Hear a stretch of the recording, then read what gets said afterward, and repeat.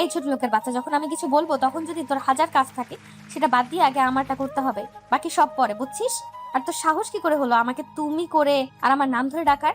আমাকে আপনিও ম্যাম বলে ডাকবি, বুঝছিস? মেয়েটা কথাগুলো বলল, কিন্তু ছেলেগুলোকে মার থামাতে বলেনি।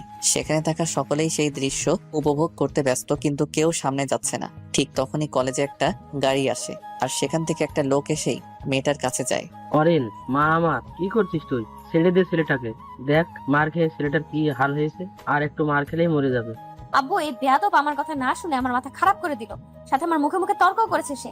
আজকে ছেলেটাকে আমি উপযুক্ত শিক্ষা দিব, যাতে নেক্সট টাইম কেউ এমনটা আমার সাথে না করে। লোকটা কোনো মতে ভুলিয়ে ভালিয়ে মেয়েটাকে নিয়ে যায়, আর ছেলে পেলেও সেই ছেলেটাকে মেরে আধমরা করে ফেলে যায়। আমিও দৌড় দিয়ে সেই ছেলেটাকে ধরে উঠাই, দেখলাম অতিরিক্ত মারের কারণে ছেলেটা অজ্ঞান হয়ে পড়ে। ভাই একটু সাহায্য করুন, ছেলেটাকে হসপিটালে নিতে হবে। তখনই একটা ছেলে এসে আমার সাথে ছেলেটাকে ধরে, ও আমরা দুজনে মিলে ছেলেটাকে হসপিটালে নিয়ে যাই।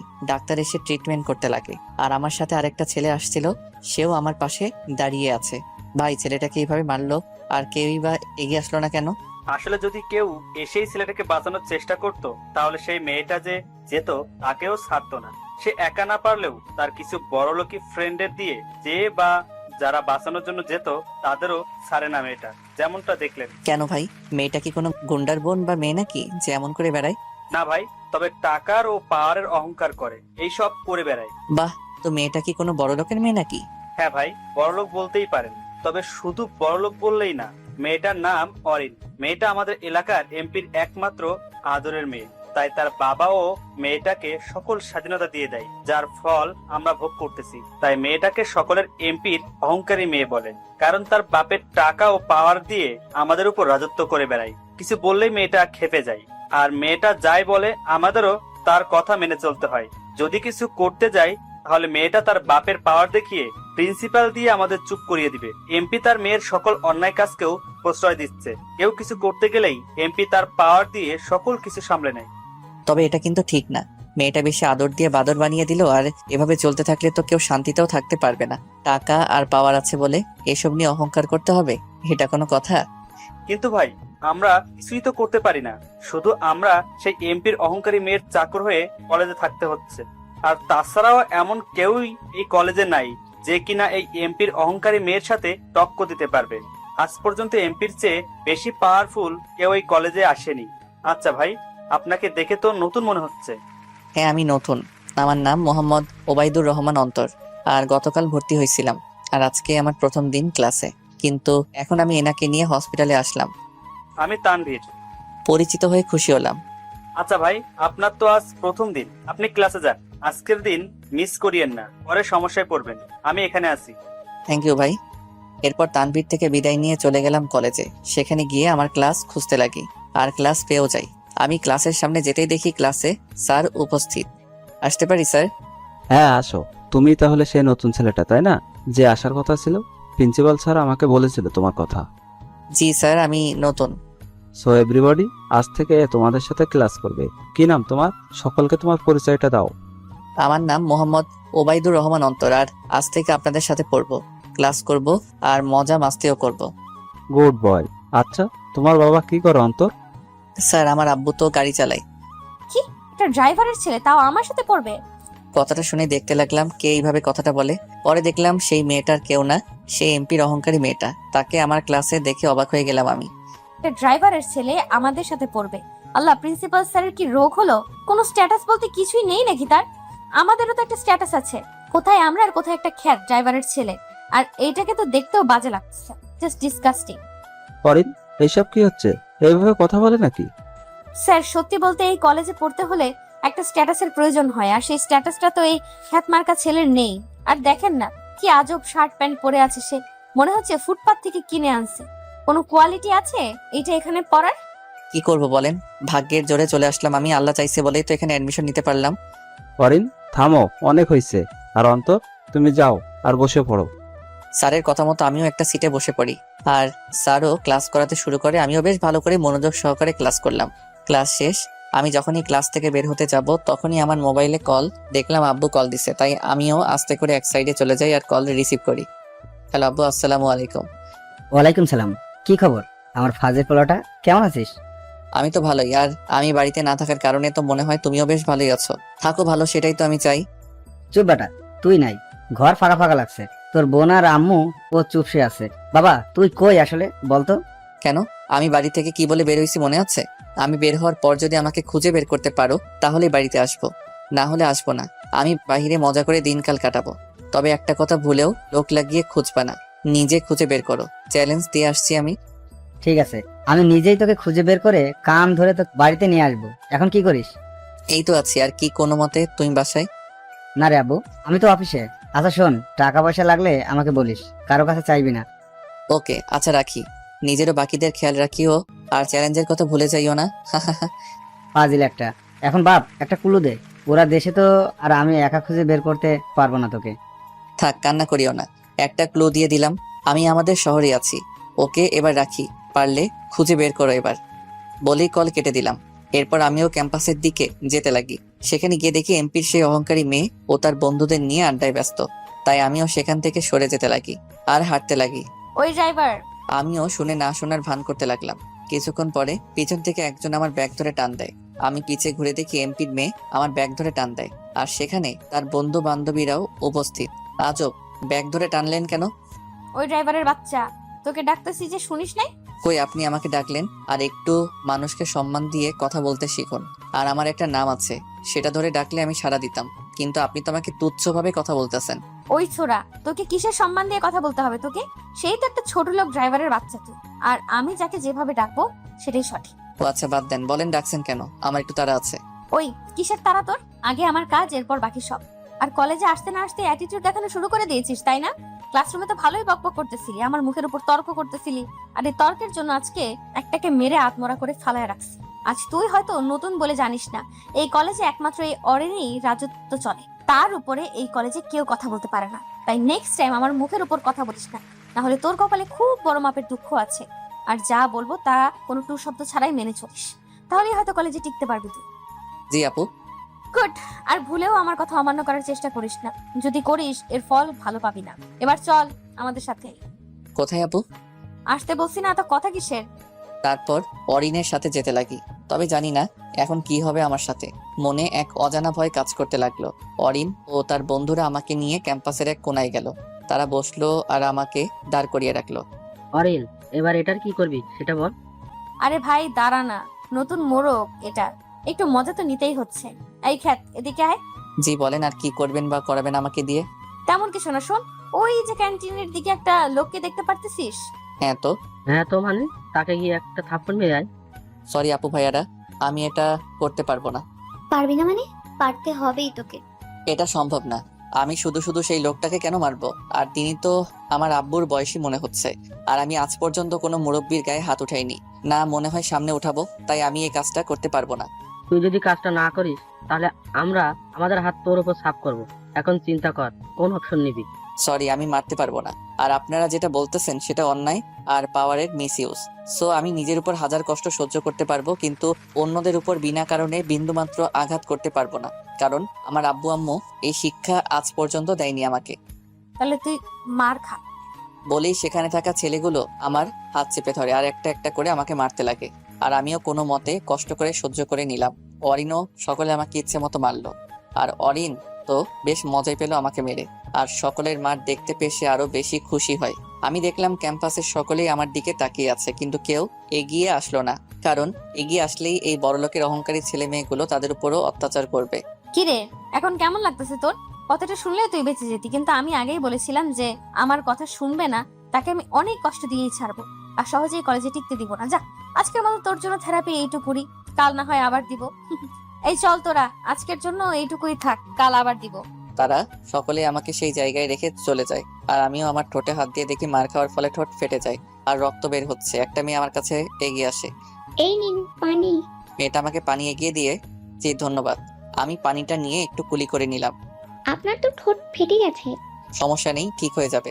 তবে ধন্যবাদ এগিয়ে আসার জন্য। আপনিও তো একজনের বিপদে এগিয়ে গেলেন। আর এই নিন, এটা নিয়ে ঠোঁটে চেপে ধরুন। মেয়েটা একটা রুমাল এগিয়ে দিয়ে, ধন্যবাদ, তবে এটা আমার লাগবে না, আমার রুমাল আছে, বলেই উঠে দাঁড়ালাম।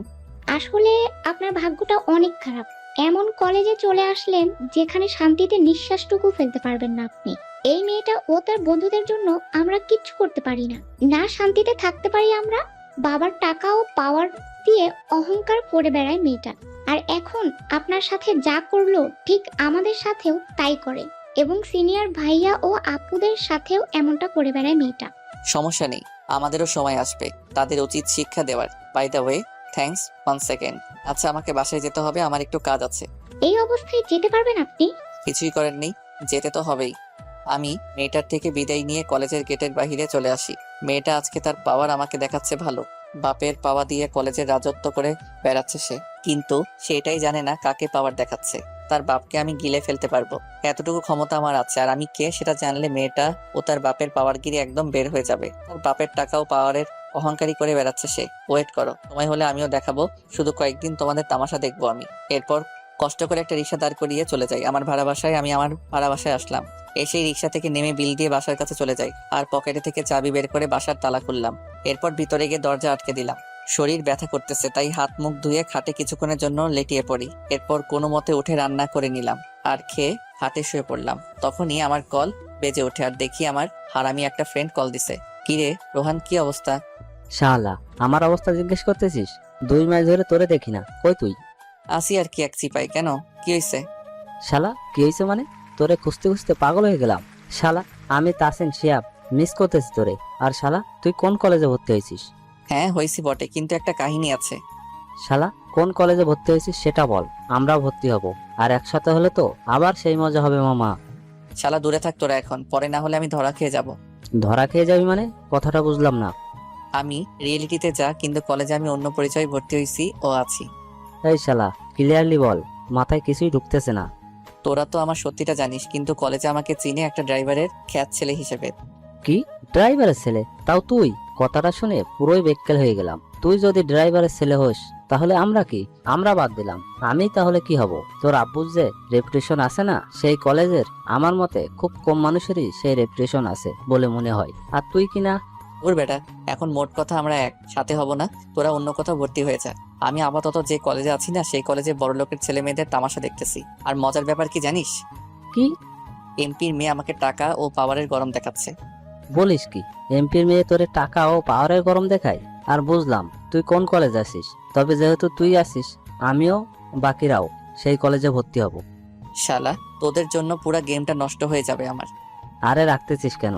আমরাও তো তোর মতো করে কলেজে এন্ট্রি নিব। না, আমি একবার বারণ করলাম মানে সেটা আর হবেই না। দোষ, এমন করিস কেন? একত্র হলে কি সমস্যা? আচ্ছা বাদ দে, তুই মানা করলি তাই আর বাড়াবাড়ি করতে চাচ্ছি না। এখন তুই আসিস কই? আমি শহরের মধ্যেই আছি, আর একটা রুম ভাড়া করে থাকতেছি। ও আচ্ছা দোষ, 2 মাস তো হয়ে গেল, দেখা করি নাই। চল না একটা মিট আপ পার্টি করি। এখন না রে দোস্ত, পরে করব। এইসব করতে গেলে আমার পরিচয় ফাঁস হয়ে যাইতে পারে। আমরা পরে মিট আপ করবো। ঠিক আছে দোস্ত, তুই যা বলিস। তবে কোনো সমস্যায় পড়লে অবশ্যই আমাকে জানাবি। ওকে, ভালো থাকিস। আর যদি আব্বুর সাথে কথা হয় ভুলেও বলিস না তোর সাথে আমার কথা হয়েছে। আর আমি কোথায় আছি সেটাও তুই জানিস।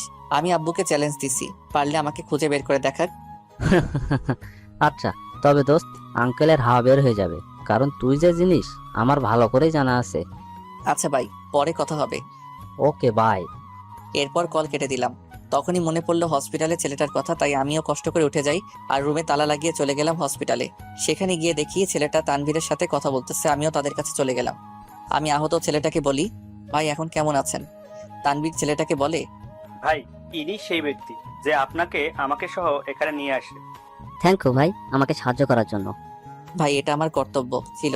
আচ্ছা ভাই, আপনার নামটা কি? আমার নাম সুজন। আমার নাম অন্তর। আচ্ছা তানভীর ভাই, বিলের কথা কিছু বলছে? না, বলে নাই। আর আমাকে ভাই ডাকিয়ে না, আমরা কি বন্ধু হতে পারি? হ্যাঁ নিশ্চয়ই, তবে বন্ধুরা যেভাবে তুই তোকারি করে সেভাবে কথা বললে বন্ধু হতে পারি।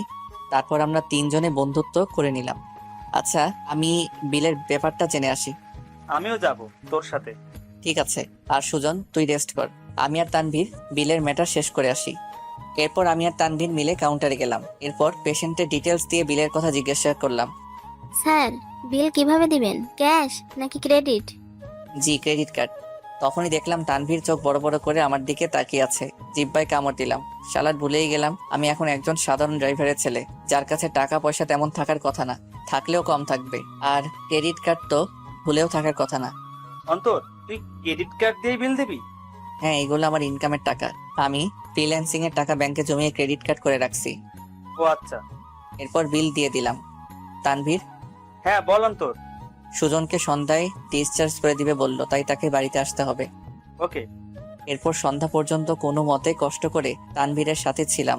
সুজনকে ডিসচার্জ করে দিল আর আমরাও একটা সিএনজি ভাড়া করে তার বাড়িতে পৌঁছে দিলাম। আচ্ছা দোস্ত, তোর নাম্বারটা দিতে পারবি? আরে বেটা নে, মানা করছে কে? পরে নাম্বার দিলাম। আচ্ছা ঠিক আছে দোস্ত, কাল কলেজে দেখা হবে। ওকে, খোদা হাফেজ, ভালো থাকিস। তানভীরকে বিদায় দিয়ে চলে গেলাম নিজের ভাড়া করা বাসায়। এরপর রাতের খাবার খেয়ে আম্মুর সাথে কথা বলে ঘুমিয়ে পড়ি। সকালবেলা আমি ঘুম থেকে উঠে ফ্রেশ হয়ে রওনা দিলাম কলেজের উদ্দেশ্যে। কলেজের গেটে পৌঁছে গেলাম আর কলেজের গেট দিয়ে ঢুকতে লাগি। এই অন্তর, দাঁড়ান। পিছন থেকে মেয়েলি কণ্ঠে। তখনই আমি পিছনে তাকালাম আর দেখলাম কালকের মেয়েটা আমাকে ডাক দিল আর আমিও থেমে গেলাম। কেমন আছেন? হ্যাঁ ভালো, আপনি কেমন আছেন? এই তো ভালোই আছি। চলেন একসাথে কলেজের দিকে যাই। চলেন। আমরা দুজনেই কলেজের ভিতরে যেতে লাগি। আচ্ছা, আপনার নামটাই তো জানা হলো না। আমার নাম আশা, আর আমি আপনার নামটা জানি। জানেন কিভাবে? আরে আমি আপনার ক্লাসমেট, আর গতকাল আপনি আপনার নাম ও পরিচয় দিলেন না। ও হ্যাঁ, আচ্ছা চলেন ক্যান্টিনের দিকে নাস্তা করব। এরপর আশাকে নিয়ে ক্যান্টিনে গেলাম আর একটা টেবিলে বসলাম। তো আপনার বাবা কি করে? আমার বাবা একজন সাধারণ চাকরিজীবী, আমি মধ্যবিত্ত পরিবারের মেয়ে। যাক ভালোই। এরই মধ্যে আমাদের নাস্তা চলে আসলো। নাস্তা নিন। আমি আশাকে ট্রে এগিয়ে দিয়ে আমরা দুজনেই নাস্তা করতে ব্যস্ত। বলি বাবালে, এই এদিকে দেখ, ড্রাইভারের বাচ্চা আসতে না আসতে গার্লফ্রেন্ড জুটিয়ে নিল। আমি দেখলাম অরিন ও তার বন্ধু বান্ধবীগণ ক্যান্টিনে উপস্থিত আর তারা আমাকে ও আশাকে নিয়ে মজা করতেছে। কি রে ছোট লোকের বাচ্চা, আসতে না আসতে গার্লফ্রেন্ড পেয়ে গেলি? ভালোই তো।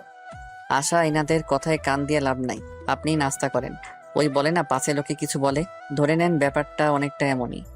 কিরে ছোট লোক, যে পেলি কই, আমাদের সাথে একটু পরিচয় করিয়ে দে, আমরা একটু পরিচিত হই তার সাথে। আরে আরে করিস কি অনেক, দেখ তাদের ডেটে ডিস্টার্ব করতেছিস কেন? চালিয়ে যাক না ছোট লোকের ডেটিং। তবে এই ড্রাইভারের বাচ্চা আমাদের টেবিলটা একটু পরিষ্কার করে দিয়ে যেত, তোকে 10 টাকা দিব। আমরা কথা কানে না দিয়ে নাস্তা করতে লাগি। কি রে ছোট লোকের বাচ্চা, কথা কানে যায় না? বলছি না এসে টেবিল পরিষ্কার করে দিয়ে যা। আমিও আর বসে থাকতে পারলাম না, দাঁড়িয়ে পড়লাম। দাঁড়ালেন কেন? ওই যে দেখতেছেন না, ডাকতেছে। বসেন আপনি, এদের তো আর কাজ নেই, খালি আমাদের মতো ছেলে মেয়েদের নিয়ে এই সবই করতে পারে। মনে তো হয় না এইগুলোর একটাকেও বাসায় শিক্ষা দিছে। এই মেয়ে, কি বললি তুই? অরিন, মেয়েটা কিন্তু আমাদের ইনসাল্ট করলো। দাঁড়া, এই মেয়েটার সাথে এই ড্রাইভারের বাচ্চাকে উচিত শিক্ষা দিতে হবে এবার। বলে অরিন ও বাকিরা টেবিলে বসা থেকে দাঁড়িয়ে যায় আর আমাদের দিকে এগিয়ে আসে। এই মেয়ে, কি বললি তুই? তোর সাহস তো কম না। এই মেয়েটাকে ধর, আজকে এটার 12টা বাজাবো। তার আগে এই ছোট লোকের বাচ্চার খবর নেই। অরিনের কথা মতো তার বন্ধুরা মেয়েটাকে ধরে আর অরিন আমার দিকে এগিয়ে আসে, আমার কলার চেপে ধরে। এই ড্রাইভারের বাচ্চা, তোকে কাল বলেছিলাম আমি যেটা বলবো নিমিষেই তোকে সেটা করতে হবে। কাল মার খেয়ে মন ভরে নাই তোর? যা, তোর আজকে মন ভরিয়ে দেবো আমি। বলেই অরিন কষে আমাকে 4টা থাপ্পড় দিল আর মারতে লাগে। তারপরেও চুপ রইলাম, কিছুই করলাম না আমি। এই দুইজন মেয়েটাকে ধর, আর বাকিরা এই ছোট লোকের বাচ্চাকে ইচ্ছে মতো নিজের হাত সাফ করে নেয়। অরিনের কথা মতো অরিনের বন্ধুরা আমাকে মারতে লাগে। কিছুক্ষণ মারার পরে আমাকে ছেড়ে দেয়। এই মেয়ে, তোর সাহস তো কম নয়। তুই আমাদের অশিক্ষিত বলিস, আমাদের তুচ্ছ করে কথা বলিস। তোকে এর উপযুক্ত শাস্তি দিতেই হবে। বলেই অরিন আশার দিকে এগিয়ে যেতে লাগে। যখনই আশাকে ধরতে যাবে ঠিক তখনই আমি অরিনের হাত ধরে ফেলি। আমাকে যা করছেন কিছুই বলি নাই, কিন্তু এনাকে কোনো কিছু করতে যাবেন না। ছোট লোকের বাচ্চা, তুই আমার হাত ধরছিস, তোর সাহস তো কম না। আপনার কপাল ভালো, আমি আপনাকে এখনো কিছুই করতেছি না। যদি আপনার জায়গায় কোনো ছেলে হতো তাকে জন্মের শিক্ষা দিয়ে দিতাম আমি। হাত ছাড় বলতেছি। তখনই পিছন থেকে অরিনের একটা বন্ধু আমাকে চেপে ধরে। ছোট লোকের বাচ্চা, অরিনের হাত ছাড়। অরিনের হাত ছেড়েই নিমিষেই পিছিনায় ঘুরে ছেলেটার নাকে ঘুষি মেরে দেই আর সেও উল্টে পড়ে। ঘটনাটা দেখে অরিনের আরো দুটো ছেলে বন্ধু এগিয়ে আসে আর তাদের দুটাকে এক এক করে মেরে ক্যান্টিনের ফ্লোরে ফেলে রাখি। এবার অরিনের হাত ধরে সোজা ক্যাম্পাসের দিকে নিয়ে যাই। আর ঘটনাটা দেখে সেখানে উপস্থিত ছেলে মেয়ে আমার কাণ্ড দেখে অবাক হয়ে যায়। আমি অরিনকে কলেজ ক্যাম্পাসের একদম মাঝখানে নিয়ে আসি আর দিলাম সজোরে থাপ্পড়, যাকে অরিন ব্যালেন্স রাখতে না পেরে ক্যাম্পাসে পড়ে যায়। এই মেয়ে, কি মনে করিস নিজেকে? বাপের টাকা ও পাওয়ার আছে বলেই কি যা খুশি করে বেড়াবি নাকি? আর তোদের টাকা আর পাওয়ার আছে বলেই তোরা মানুষ, বাকিরা মানুষ না। তোদের টাকা আছে বলেই রাজত্ব করে বেড়াবি আর বাকিদের তোদের চাকর মনে করিস। মনে হয় না তোকে বাসায় কেউ শিক্ষা দিছে। ছোট লোকের বাচ্চা, তুই আমাকে মারছিস, এর ফল তোকে খুব ভালোভাবে ভোগ করতে হবে, দেখে নিস। দেখা যাক কে ফল ভোগ করে পড়ে থাকে এখানে। ইচ্ছা তো করতেছে তোর হাত পা ভেঙে পঙ্গু করে তোকে এই কলেজের গেটে বাটি হাত বসিয়ে দিতে, তবুও মেয়ে বলে শুধু থাপ্পড়ে দিলাম। তোর বন্ধুগুলোকে মেরে কি হাল করছি দেখিস নাই, তবুও তোর ভাগ্য ভালো। আজ তুই যা করছিস এর জন্য তোকে জঘন্যভাবে পস্তাতে হবে বলে দিলাম। তারপর থাক, তোর মতো নিরীহ এমপির মেয়ের সাথে বকবক করতে ইচ্ছা করতেছে না, থাক পরে এখানে বলে আশাকে নিয়ে ক্লাসের দিকে চলে গেলাম। অন্যদিকে অরিনের মনে অন্তরের জন্য ক্ষোভ জমে গেল। সেও মোবাইল বের করে তার বাবাকে আজকের ঘটনাটা বলে, যা শুধু অরিনের বাবা খেপে যায়। কোন বিয়াদব ছোট লোকের বাচ্চা সাহস হয়েছে আমার আদরের মেয়ের গায়ে হাত দিচ্ছে, আমি তাকে জেলের ভাত খাইয়ে ছাড়বো। আবু কিছু একটা করো। তুই চিন্তা করিস না মা, আমি দেখতেছি বেটাকে। বলেই কল কেটে দিল। ছোট লোকের বাচ্চা, আজ পর্যন্ত আমার আব্বু আম্মু আমার গায়ে হাত উঠালো না, আর তুই কিনা আমাকে থাপ্পড় দিলি। তোকে তো এবার মজা বোঝাবো আমি। এইদিকে অন্তর, তুমি অরিন ও তার বন্ধুদের মারাটা উচিত করনি। এখন অরিন নিশ্চয়ই তার বাবাকে বলবে। ভয় পাই নাকি? এই অরিন তার এমপি বাপকে আমাকে চিনে না তো, আমাকে চিনলে এই এমপি আমাকে বাপ বাপ বলে, আমার পা চাটতে চলে আসবে। কিছুক্ষণ পরে স্যার আসে আর আমরাও ক্লাসে মন দিলাম। ক্লাস শেষ করলাম। আমি আশাকে নিয়ে যখনই বাইরে গেলাম দেখলাম অরিন ও তার বাবা উপস্থিত, আর তাদের সাথে 5 জন পুলিশও আছে। আমাকে দেখেই অরিনের বাবা আমার কলার ধরে। এ বেয়াদবের বাচ্চা, তোর সাহস কি করে হলো আমার মেয়ের গায়ে হাত দেওয়ার? আজ পর্যন্ত আমি হাত দিলাম না, আর তুই কিনা আমার মেয়ের চড় মারছিস। আজকে তোর খবর আছে। অরিনের বাবা আমার কলার ধরে বলে, অফিসার, এই বেয়াদবকে নিয়ে যান আর উচিত শিক্ষা দিবেন এটাকে। এই তোরা বেটাকে হাত করা পরিয়ে নিয়ে আয়। অফিসারের কথা মতে কনস্টেবল গুলো আমার হাতে হাত করা পরিয়ে দেয়, যা দেখে অরিন একটু স্বস্তি পায়। অফিসার, এই বেটারে এমন হাল করবেন যাতে এরপর এই বেটা কেন কোনো মানুষেরই সাহস না হয় আমার মেয়ের গায়ে হাত দেওয়ার। প্রয়োজনে হাত, শরীরের হাড়গুলো ভেঙে দিবেন বেটার। আপনি কোনো চিন্তা করবেন না, আমরা দেখতেছি বেটাকে। এই তোরা নিয়ে চল। পুলিশ আমাকে নিয়ে যেতে লাগে। আশা অফিসারকে কিছু বলতে চাইছিল, আমি থামিয়ে দেই আর ইশারা দিয়ে বুঝিয়ে দেই শান্ত থাকতে। আমাকে নিয়ে পুলিশ যেতে লাগে। বলছিলাম না আমাকে মেরে তুই অনেক বড় ভুল করছিস, এখন মজা বুঝবি তুই। আমি অরিনকে দেখে একটা মুচকি হাসি দিলাম আর যেতে লাগি পুলিশদের সাথে। পুলিশ আমাকে হাত করা পরিয়ে নিয়ে যাচ্ছে, তা দেখেই পুরা কলেজ ক্যাম্পাসের সকলে দেখতে লাগে। আমাকে পুলিশের গাড়িতে বসানো হয়, ঠিক যেমনটা আসামিদের বসিয়ে নিয়ে যাওয়া হয় আমাকেও সেভাবেই নিয়ে যেতে লাগে। তবে আমার মনে কোনো ভয় নেই, কারণ প্রথমত আমি কোনো অন্যায় করি নাই, দ্বিতীয়ত সামনে যা হবে তা আমি ঠিক সামনে নিতে পারবো বলে মনে করছি। কিরে, তুই এভাবে চুপচাপ বসে আছিস কেন? কথা বলছিস না যে, বোবা নাকি? আমি কথাই নয় কাজে বিশ্বাসী, তবে কিছু কথা না বললেই নয়। আপনারা এমপির কথা মতো আমাকে তুলে নিয়ে যাচ্ছেন, তার কারণ হলো আমি এমপির মেয়েকে মারছি। শুধু এমপির মেয়ে না, এমপির মেয়ের বন্ধুদেরও তুই মারছিস। জি ঠিক বলছেন, তবে কেন মারছি তা জানেন? আসলে আপনারা সেটা জিজ্ঞেস করার প্রয়োজনই মনে করেননি। থাক, কিছুই বলবো না, আর কথা বাড়িয়েও লাভ নেই। থানায় চলেন, সেখানেই যা হবার হবে। আমি আর কোনো কথা না বলে তাদের সাথে যেতে লাগি। অন্যদিকে অরিন ভীষণ খুশি, কারণ আমাকে সে উপযুক্ত শাস্তির দেওয়ার ব্যবস্থা করে দিচ্ছে। ছোট লোকের বাচ্চা খ্যাত, তো সাহস কি করে হলো আমাকে চড় মারার? এবার বেটা মজা বোঝ। আজকে নিশ্চয়ই তোর হাড্ডিগুলো ভেঙে চুরমার হবে, আর কাল তোকে দেখে আমি সেই লেভেলের মজা নিব। তুই অরিনের সাথে লাগতে আসছিস, এবার বুঝবি অরিন কি জিনিস। এইদিকে আমরা থানায় পৌঁছে গেলাম আর ভিতরে গেলাম। আচ্ছা, আমি একজনকে কল করতে চাচ্ছি, যদি অনুমতি দিতেন। কাকে কল করবি? ওয়েট করেন, বুঝতে পারবেন। আমিও মোবাইল বের করে আমার খুব পরিচিত আঙ্কেল একটাকে কল দিলাম আর থানায় আসতে বললাম। এই একে লকআপে নে। জি স্যার। তারা আমাকে লকআপে নিয়ে যাচ্ছে, আর প্রায় আমি লকআপের থেকে কিছুটা দূরেই তখনই থানায় একজন উপস্থিত হয়। হে অফিসার, স্যার একে। পিছন থেকে একজন লোক, সবাই লোকটাকে দেখেই থ হয়ে গেল। সিএম স্যার আপনি? সকালে সিএম কে দেখে থ হয়ে গেল। সিএম স্যার আপনি এখানে কি করতেছেন? আমি এখানে কি করতেছি সেটা পরে বুঝবি, আগে ছেলেটার আমার কাছে নিয়ে আই। কোনটাকে স্যার? কোনটাকে মানে? ওই ছেলেটাকে। সিএম আমার দিকে আঙ্গুল দেখিয়ে সিএম এর কাণ্ড দেখে সেখানে উপস্থিত পুলিশ সদস্য সকলেই থ হয়ে গেল, কারণ স্বয়ং সিএম থানায় আসছে আর আমার দিকে ইশারা করে বলতেছে তার কাছে নিয়ে যেতে। আমাকে কনস্টেবল সিএম এর কাছে নিয়ে যায়। অন্তর বাবা, ঠিক আছিস তুই? সিএম এর কথাটা শুনেই সকলে থ হয়ে গেল, কারণ সিএম আমাকে বাবা আর আমার নাম ধরে ডাকতেছে, অথচ পুলিশদের সাথে খারাপ ব্যবহার করলো সিএম, কিন্তু আমার সাথে ভালো ব্যবহার করতে দেখে তারা টাসকি খেয়ে গেল। আমি আমার হাত করা দেখিয়ে, আঙ্কেল আমি তো ঠিক আছি, কিন্তু এই তোরা কার হাতে হাত করা পড়াইছিস? খোল তাড়াতাড়ি এটা। আরে আঙ্কেল, কুল অ্যান্ড রিল্যাক্স, এটা জাস্ট একটা হাত করা। এটা সবার জন্য না। আর তারা তোকে কেন এখানে আনছে? আরে তোরা এর হাত করা খুলতেছিস না কেন? সিএম এর ধমক শুনে সাথে সাথে আমার হাত করা খুলে দেওয়া হয়। এবার বল তোকে এখানে কেন আনছে? সাইডে আসো, সব বলতেছি। আমি সিএম আঙ্কেলকে সাইডে নিয়ে যাই আর ঘটনাটা খুলে বলি। মোশারফের বেশি পার চলে আসছে তাই না? দাঁড়া দেখাচ্ছি মজা। না আঙ্কেল, কিছু করিও না, আমি একটু তামাশা দেখতে চাই। আর শুনো, আব্বুর সাথে কথা হইলে এই ব্যাপারে কিছুই বলিও না। শুধু এই ব্যাপারে না, আমার সাথে যে দেখা হইছে, আমি যে এখানে আছি সেটাও বলিও না। কেন? আমি এই এমপির শেষ দেখেই ছাড়বো। না, আমি বারণ করলাম। কথা শোনো, আমি যখন বলবো তখন যা করার করিও, কিন্তু এখন না। আর যা বলছি সেটাও যাতে মনে থাকে। আর শুনো, ভুলেও যাতে এরা আমার পরিচয় জানতে না পারে, ঠিক আছে? ঠিক আছে, তুই যা বলিস। তবে নেক্সট টাইম যেখানে সমস্যায় পড়বি আগে আমাকে কল দিবি, ওকে? ওকে আঙ্কেল, এখন আমি যাই, পরে কথা হবে। আর থ্যাংক ইউ আসার জন্য। ওই, আমি তোর বিপদে আসলাম, এটা আমার কর্তব্য। এতে থ্যাংক ইউ দেওয়া লাগবে না। কেন, আমাকে কি মেয়ের জামাই বানাবা নাকি? দূর বেটা, মেয়েই তো নাই, না হলে কি হাতছাড়া করতাম তোকে? আফসোস। আচ্ছা আঙ্কেল, আমি যাই। আমি তোকে পৌঁছে দিই। আরে আঙ্কেল, আমি বাসায় থাকি না তো, আমি একটু আলাদা আছি। আর লাগবে না, আমি যাইতে পারবো। এরপর সিএম আঙ্কেল থেকে বিদায় নিয়ে একটা রিক্সা নিয়ে চলে গেলাম আমার সেই ভাড়া করা বাসায়। সেখানে গিয়ে অন্যান্য দিনে যা যা করতাম সেই দিনটাও একইভাবে ছিলাম। পরের দিন সকালবেলা আমি ঘুমাচ্ছি, কারণ আজকে শুক্রবার, মানে আমার ঘুম দিবস। আমি ঘুমাইতে প্রচুর ভালোবাসি, বলতে গেলে আমি চা আর ঘুম পাগলা। হঠাৎই আমার মোবাইলে কল আসে। আমিও কোনো মতে নড়ে চড়ে উঠলাম আর দেখলাম রোহান কল দিল। হ্যালো, কিতা হইছে?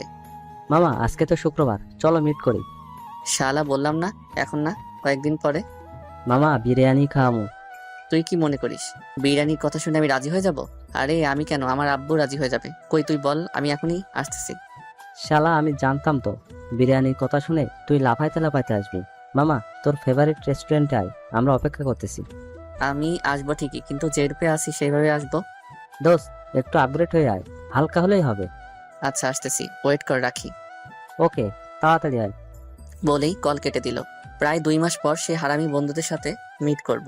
বিরিয়ানির জন্য অতটা এক্সাইটেড না যতটা হারামিগুলোর সাথে মিট করতে এক্সাইটেড আমি। তাই ফ্রেশ হোক, গোসল করে নিলাম, কারণ এখন বের হলে মনে হয় না বাসায় আসতে পারবো। এর চেয়ে ভালো একসাথে জুম্মার নামাজটাও পড়ে আসবো। তারপর গেঞ্জি প্যান্ট পরে রেডি হয়ে নিলাম আর বাসায় তালা লাগিয়ে চলে গেলাম গন্তব্যের উদ্দেশ্যে। আমি সেই জায়গায় পৌঁছে গেলাম যেখানে হারামিগুলো আসার কথা বলল। আমিও রেস্টুরেন্টের ভিতরে যেতেই দেখলাম 3 হারামি, সিহান, রোহান আর তাসিন বসে আছে। ভালো তো ভালো না, এইসবই করে বেড়াই তোরা। তারা আমাকে দেখে টেবিলের থেকে উঠে ঝাঁপিয়ে পড়ে আমার উপর। শালা, তোকে কত মিস করছি জানিস? হারামি, আমাদের ফেলে থাকতে পারতেছিস? আমরা তো শালা মনে হয় এতিম হয়ে গেলাম। শেষমেশ দেখা তো করলাম, তো কি অবস্থা তোদের সেটা বল। সেই মজায় আছি শালা, দিনকাল বোরিং যাচ্ছে, আগের মতো মজা করতে পারতেছি না। মজা মাস্তি করতে বারণ করলো কে? কর তোরা মজা মাস্তি। তুই থাকলেই মজা করা যায়, না হলে তো। ব্যাস শুরু করে দিলাম 4 জনই আড্ডা। নামাজের সময় 4 জনই নামাজ পড়ে আবার আড্ডা দিতে ব্যস্ত। লাঞ্চও বাহিরে করি আমরা, এরপর আবার আড্ডায় মেতে থাকি। আর আড্ডাও মজা মাস্তি করে দিনটা শেষ করে ফেললাম। রাতের বেলা, ওকে হারামিগণ, আজকের মজা এতটুকুই থাক। আবার দেখা হলে জমিয়ে আড্ডা ও মজা মাস্তি করবো। মামা, নেক্সট কবে মিট করবি? দেখি, তবে আশা করি এই মাসে আর মিট হবে না। আচ্ছা, তোরা কলেজে ভর্তি হয়েছিস? হ্যাঁ হয়েছি, রোহান আমাদের বলেছিল তোর ব্যাপারে, কিন্তু তুই তো বারণ করলি আর বললি অন্য কোথাও ভর্তি হইতে, তাই হলাম অন্য একটা কলেজে। কিন্তু একটা কথা, যখনই কোনো বিপদে পড়বি বা হেল্প লাগবে আমাদের অবশ্যই বলবি। ওকে। এরপর তাদের থেকে বিদায় নিয়ে হেঁটে হেঁটে বাসার দিকে যেতে লাগি। রাস্তায় হাঁটছি আর আজকের দিনটার কথা ভাবতে লাগি। কতই না মজা করলাম আজকে। আসলে বন্ধু ছাড়া না লাইফটা বোরিং, কারণ একমাত্র বন্ধুরাই পারে একটা দোয়াশা জীবনকে রঙিন করে দিতে। আমি আমার বাসার দিকে যেতে লাগি, তখনই দেখলাম কিছু বখাটের ছেলে একটা মেয়েকে তাড়া করতেছে। আমিও দৌড়ে সেখানে চলে যাই। দেখলাম মেয়েটাকে সেই বখাটের ছেলেগুলো ধরে ফেলে আর আমিও সেখানে চলে যাই। এই যে ভাইয়ারা, এটা কি হচ্ছে? মেয়ে পাইলেই কি হাইনার মতো ঝাঁপিয়ে পড়তে হবে নাকি? এই ছেলে, এখান থেকে কেটে পড়, নাইলে কিন্তু খুব খারাপ হয়ে যাবে। ভাই, আমিও বলতেছি খুব খারাপ হয়ে যাবে, তবে আমার না। ভাই, ছেলেটার গায়ে মনে হয় চর্বি চলে আসছে, তাই আমাদের সাথে লাগতে আইছে। তাহলে বেটা চর্বি কমিয়ে দে। ব্যাস বলতেই সেখানে থাকা একটা ছেলে আমার কাছে এসে আমার কলার ধরে। আমিও বেশি কিছু করি নাই, যে হাত দিয়ে আমার কলার ধরলো সেই হাতটা ধরে দিলাম মোচড়। শালা, মনে করছিস কিছুই করবো না তাই ডাইরেক্ট কলার ধরে ফেললি, এবার কেমন লাগতেছে? বলতে সেখানে থাকা আরো 2 জনে আমার উপর ঝাঁপিয়ে পড়ে। তাদের একটার পেটে দিলাম লাথি, আর একটার ঘাড় চেপে ধরি আর পিঠে দিলাম খুব জোরে ঘুষি, আর সেও পড়ে গেল। এবার লাস্ট একজন বাকি। কি রে, এবার কি তুই আসবি? থাক, আমি আসতেছি। বলেই সামনে যেতে নিব, সাথে সাথে সে দৌড়ে পালায়। আর আমিও মেয়েটার কাছে চলে যাই। আমি মেয়েটার কাছে গিয়ে দেখি এটা অরিনের বান্ধবী। আপনি ঠিক আছেন? হ্যাঁ, ধন্যবাদ আপনাকে। যদি সময় মতো না আসতেন তাহলে আমার হয়তো খুব বড় ক্ষতি হয়ে যেত। আচ্ছা, আপনার কি আক্কেল বলতে কিছুই নেই? এত রাতে রাস্তায় কি করতেছেন? আপনি জানেন না আমাদের দেশের অবস্থা? আর মেয়েদের জন্য দিনের বেলা সেফ না, আর আপনি কিনা রাতের বেলা রাস্তায় চলাফেরা করেছেন, তাও একা। আসলে আমি একটা ফ্রেন্ডের বাড়িতে গেছিলাম আর আসতে লেট হয়ে যায়, পরে গাড়ি পাইনি বলে একা একা রাস্তায় হেঁটে হেঁটে আসতে হয়। কেন? আপনার বড়লোক বান্ধবীর গাড়ি দিয়ে পৌঁছে দিতে পারেনি আপনাকে? সারাক্ষণ তো তার সাথে থাকেন, তাহলে এতটুকু হেল্প করতে পারলো না সে? আসলে আমি অরিনের সাথে থাকি ঠিকই, তবে ওর কথা হ্যাঁতে হ্যাঁ করি যাতে ওর অত্যাচার সহ্য করতে না হয়, কিন্তু মন থেকে আমি পছন্দ করি না। আচ্ছা বাদ দেন, চলেন আপনাকে বাড়ি পৌঁছে দেই। আপনাকে এখন একা ছাড়া ঠিক হবে না, বলা তো যায় না কোন কোনায় কোন জানোয়ার লুকিয়ে আছে। তারপর আমি মেয়েটাকে তার বাড়ি পর্যন্ত পৌঁছে দিলাম। থ্যাঙ্কস আমাকে বাঁচানোর জন্য আর বাড়ি পৌঁছে দেওয়ার জন্য। ওয়েলকাম, এবার বাড়িতে যান, আমি বাসায় যাব। তারপর আমি আমার বাসায় চলে আসি, আর সেখানে এসেই ফ্রেশ হয়ে খাটে লেটিয়ে পড়ি আর দিলাম ঘুম। সকালবেলা অ্যালার্মের আওয়াজে ঘুম ভেঙে যায়, আমিও উঠে ফ্রেশ হয়ে নিলাম। এরপর চলে গেলাম কলেজে। আমি কলেজের গেট দিয়ে ঢুকতে দেখি অনেকে আমার দিকে অবাক চোখে তাকিয়ে আছে। হয়তো তারা ভাবছে কাল আমাকে পুলিশে যেভাবে ধরে নিয়ে গেল নিশ্চয়ই আমাকে মেরে হাত পা ভেঙে দিবে, কিন্তু আমার কিছুই হয়নি। আসলে হবেই বা কি করে, আমাকে বাঁচানোর জন্য অনেক মানুষ আছে। আমি দেখলাম আশা ক্যাম্পাসে বসে আছে, আমিও সেখানে চলে গেলাম। কি খবর আশা ম্যাডাম? আমার আশাই মনে হচ্ছে। তুমি তুমি ঠিক আছো অন্তর? ঠিক আছি বলেই তো সামনে দাঁড়ায় আছি। এরপর আমি আশার সাথে কথা বলতে ব্যস্ত। কিছুক্ষণ পরে একটা মেয়ে আমার সামনে এসে দাঁড়ায়, আর আমি মেয়েটাকে দেখে থ হয়ে গেলাম। ঈশিতা, তুই? কে এই মেয়ে অন্তর? আপু, আমি কে সেটা না হয় পরে বলবো, তার আগে এই যে মিস্টার রহমান, আমি আপনাকে এটা জিজ্ঞেস করবো না আপনি এখানে কি করেন বা এভাবে রূপ নিয়ে আছেন কেন। শুধু এটাই বলবো শহরে থাকার পরেও বাড়িতে আসিস না কেন তুই? বাড়িতে আসিস না কেন মানে? এই অন্তর, এ কি বলতেছে এইসব? মাথায় কিছু ঢুকছে না। তুমি একে চিনো? কেন? এর বাবা মাও আমাকে ভালো করেই চিনে, কারণ এই মানুষটার বোন আমি। কি? অন্তর, এটা তোমার বোন? হ্যাঁ, এটা আমার বোন। তবে ঈশিতার সাথে আমার কিছু কথা আছে। আশা, আমি একটু আসি, আর তুই চল আমার সাথে। আমি ঈশিতাকে নিয়ে যেতে লাগি। ভাইয়া, তুই শহরে আছিস কিন্তু বাড়িতে আসিস না কেন? কতই না মিস করি তোকে আমি। আব্বু, আম্মু। আব্বুকে চ্যালেঞ্জ দিছি যাতে আমাকে খুঁজে বের করে, যদি খুঁজে বের করে তবেই বাড়িতে যাব। তবে তুই এখানে কি করে আসলি? এই কলেজের সামনে দিয়ে গাড়ি নিয়ে যাচ্ছিলাম আর তখন তোকে দেখি। প্রথমে মনে করলাম এটা আমার ভ্রম, পরে তো দেখি এটা সত্যিই তুই। কিন্তু ভাইয়া, তুই এইভাবে কেন? এমনি আর কি ভালো লাগে, আমার আবার শো অফ করতে ভালো লাগে না, নিজেকে সাধারণ রাখতেই ভালো লাগে। কিন্তু ভাইয়া, এটা সাধারণের চেয়েও সাধারণ লাগছে। এই ড্রেসে তোকে কেমন জানি অদ্ভুত লাগতেছে। বাদ দে, শোন, এখন আমার সাথে যে দেখা হয়েছে সেটা যাতে কেউই জানতে না পারে, আর আমি যে শহরে আছি সেটাও যাতে কেউ জানতে না পারে। আর 1 মিনিট, তুই গাড়ি ড্রাইভ করে আনছিস? না ভাইয়া, ড্রাইভার তো আছে, আমি ড্রাইভার নিয়েই চলি। আর কথা রইলো ড্রাইভারের কথা, সেটা একবার আম্মু দেখলে তো হইছে। আচ্ছা বাসায় যা, আর আপাতত দ্বিতীয়বার যাতে তুই এখানে আসিস না, কারণ এখানে সকলে জানে এখানে আমি একটা লো ক্লাস ড্রাইভারের ছেলে, আর তোকে দেখলে আমাকে নিয়ে অন্য কিছু মনে করবে, সেটা আমি মোটেও চাই না। কি? তুই এখানে নিজেকে ড্রাইভারের ছেলে বলে পরিচয় দিচ্ছিস? কিন্তু কেন ভাইয়া?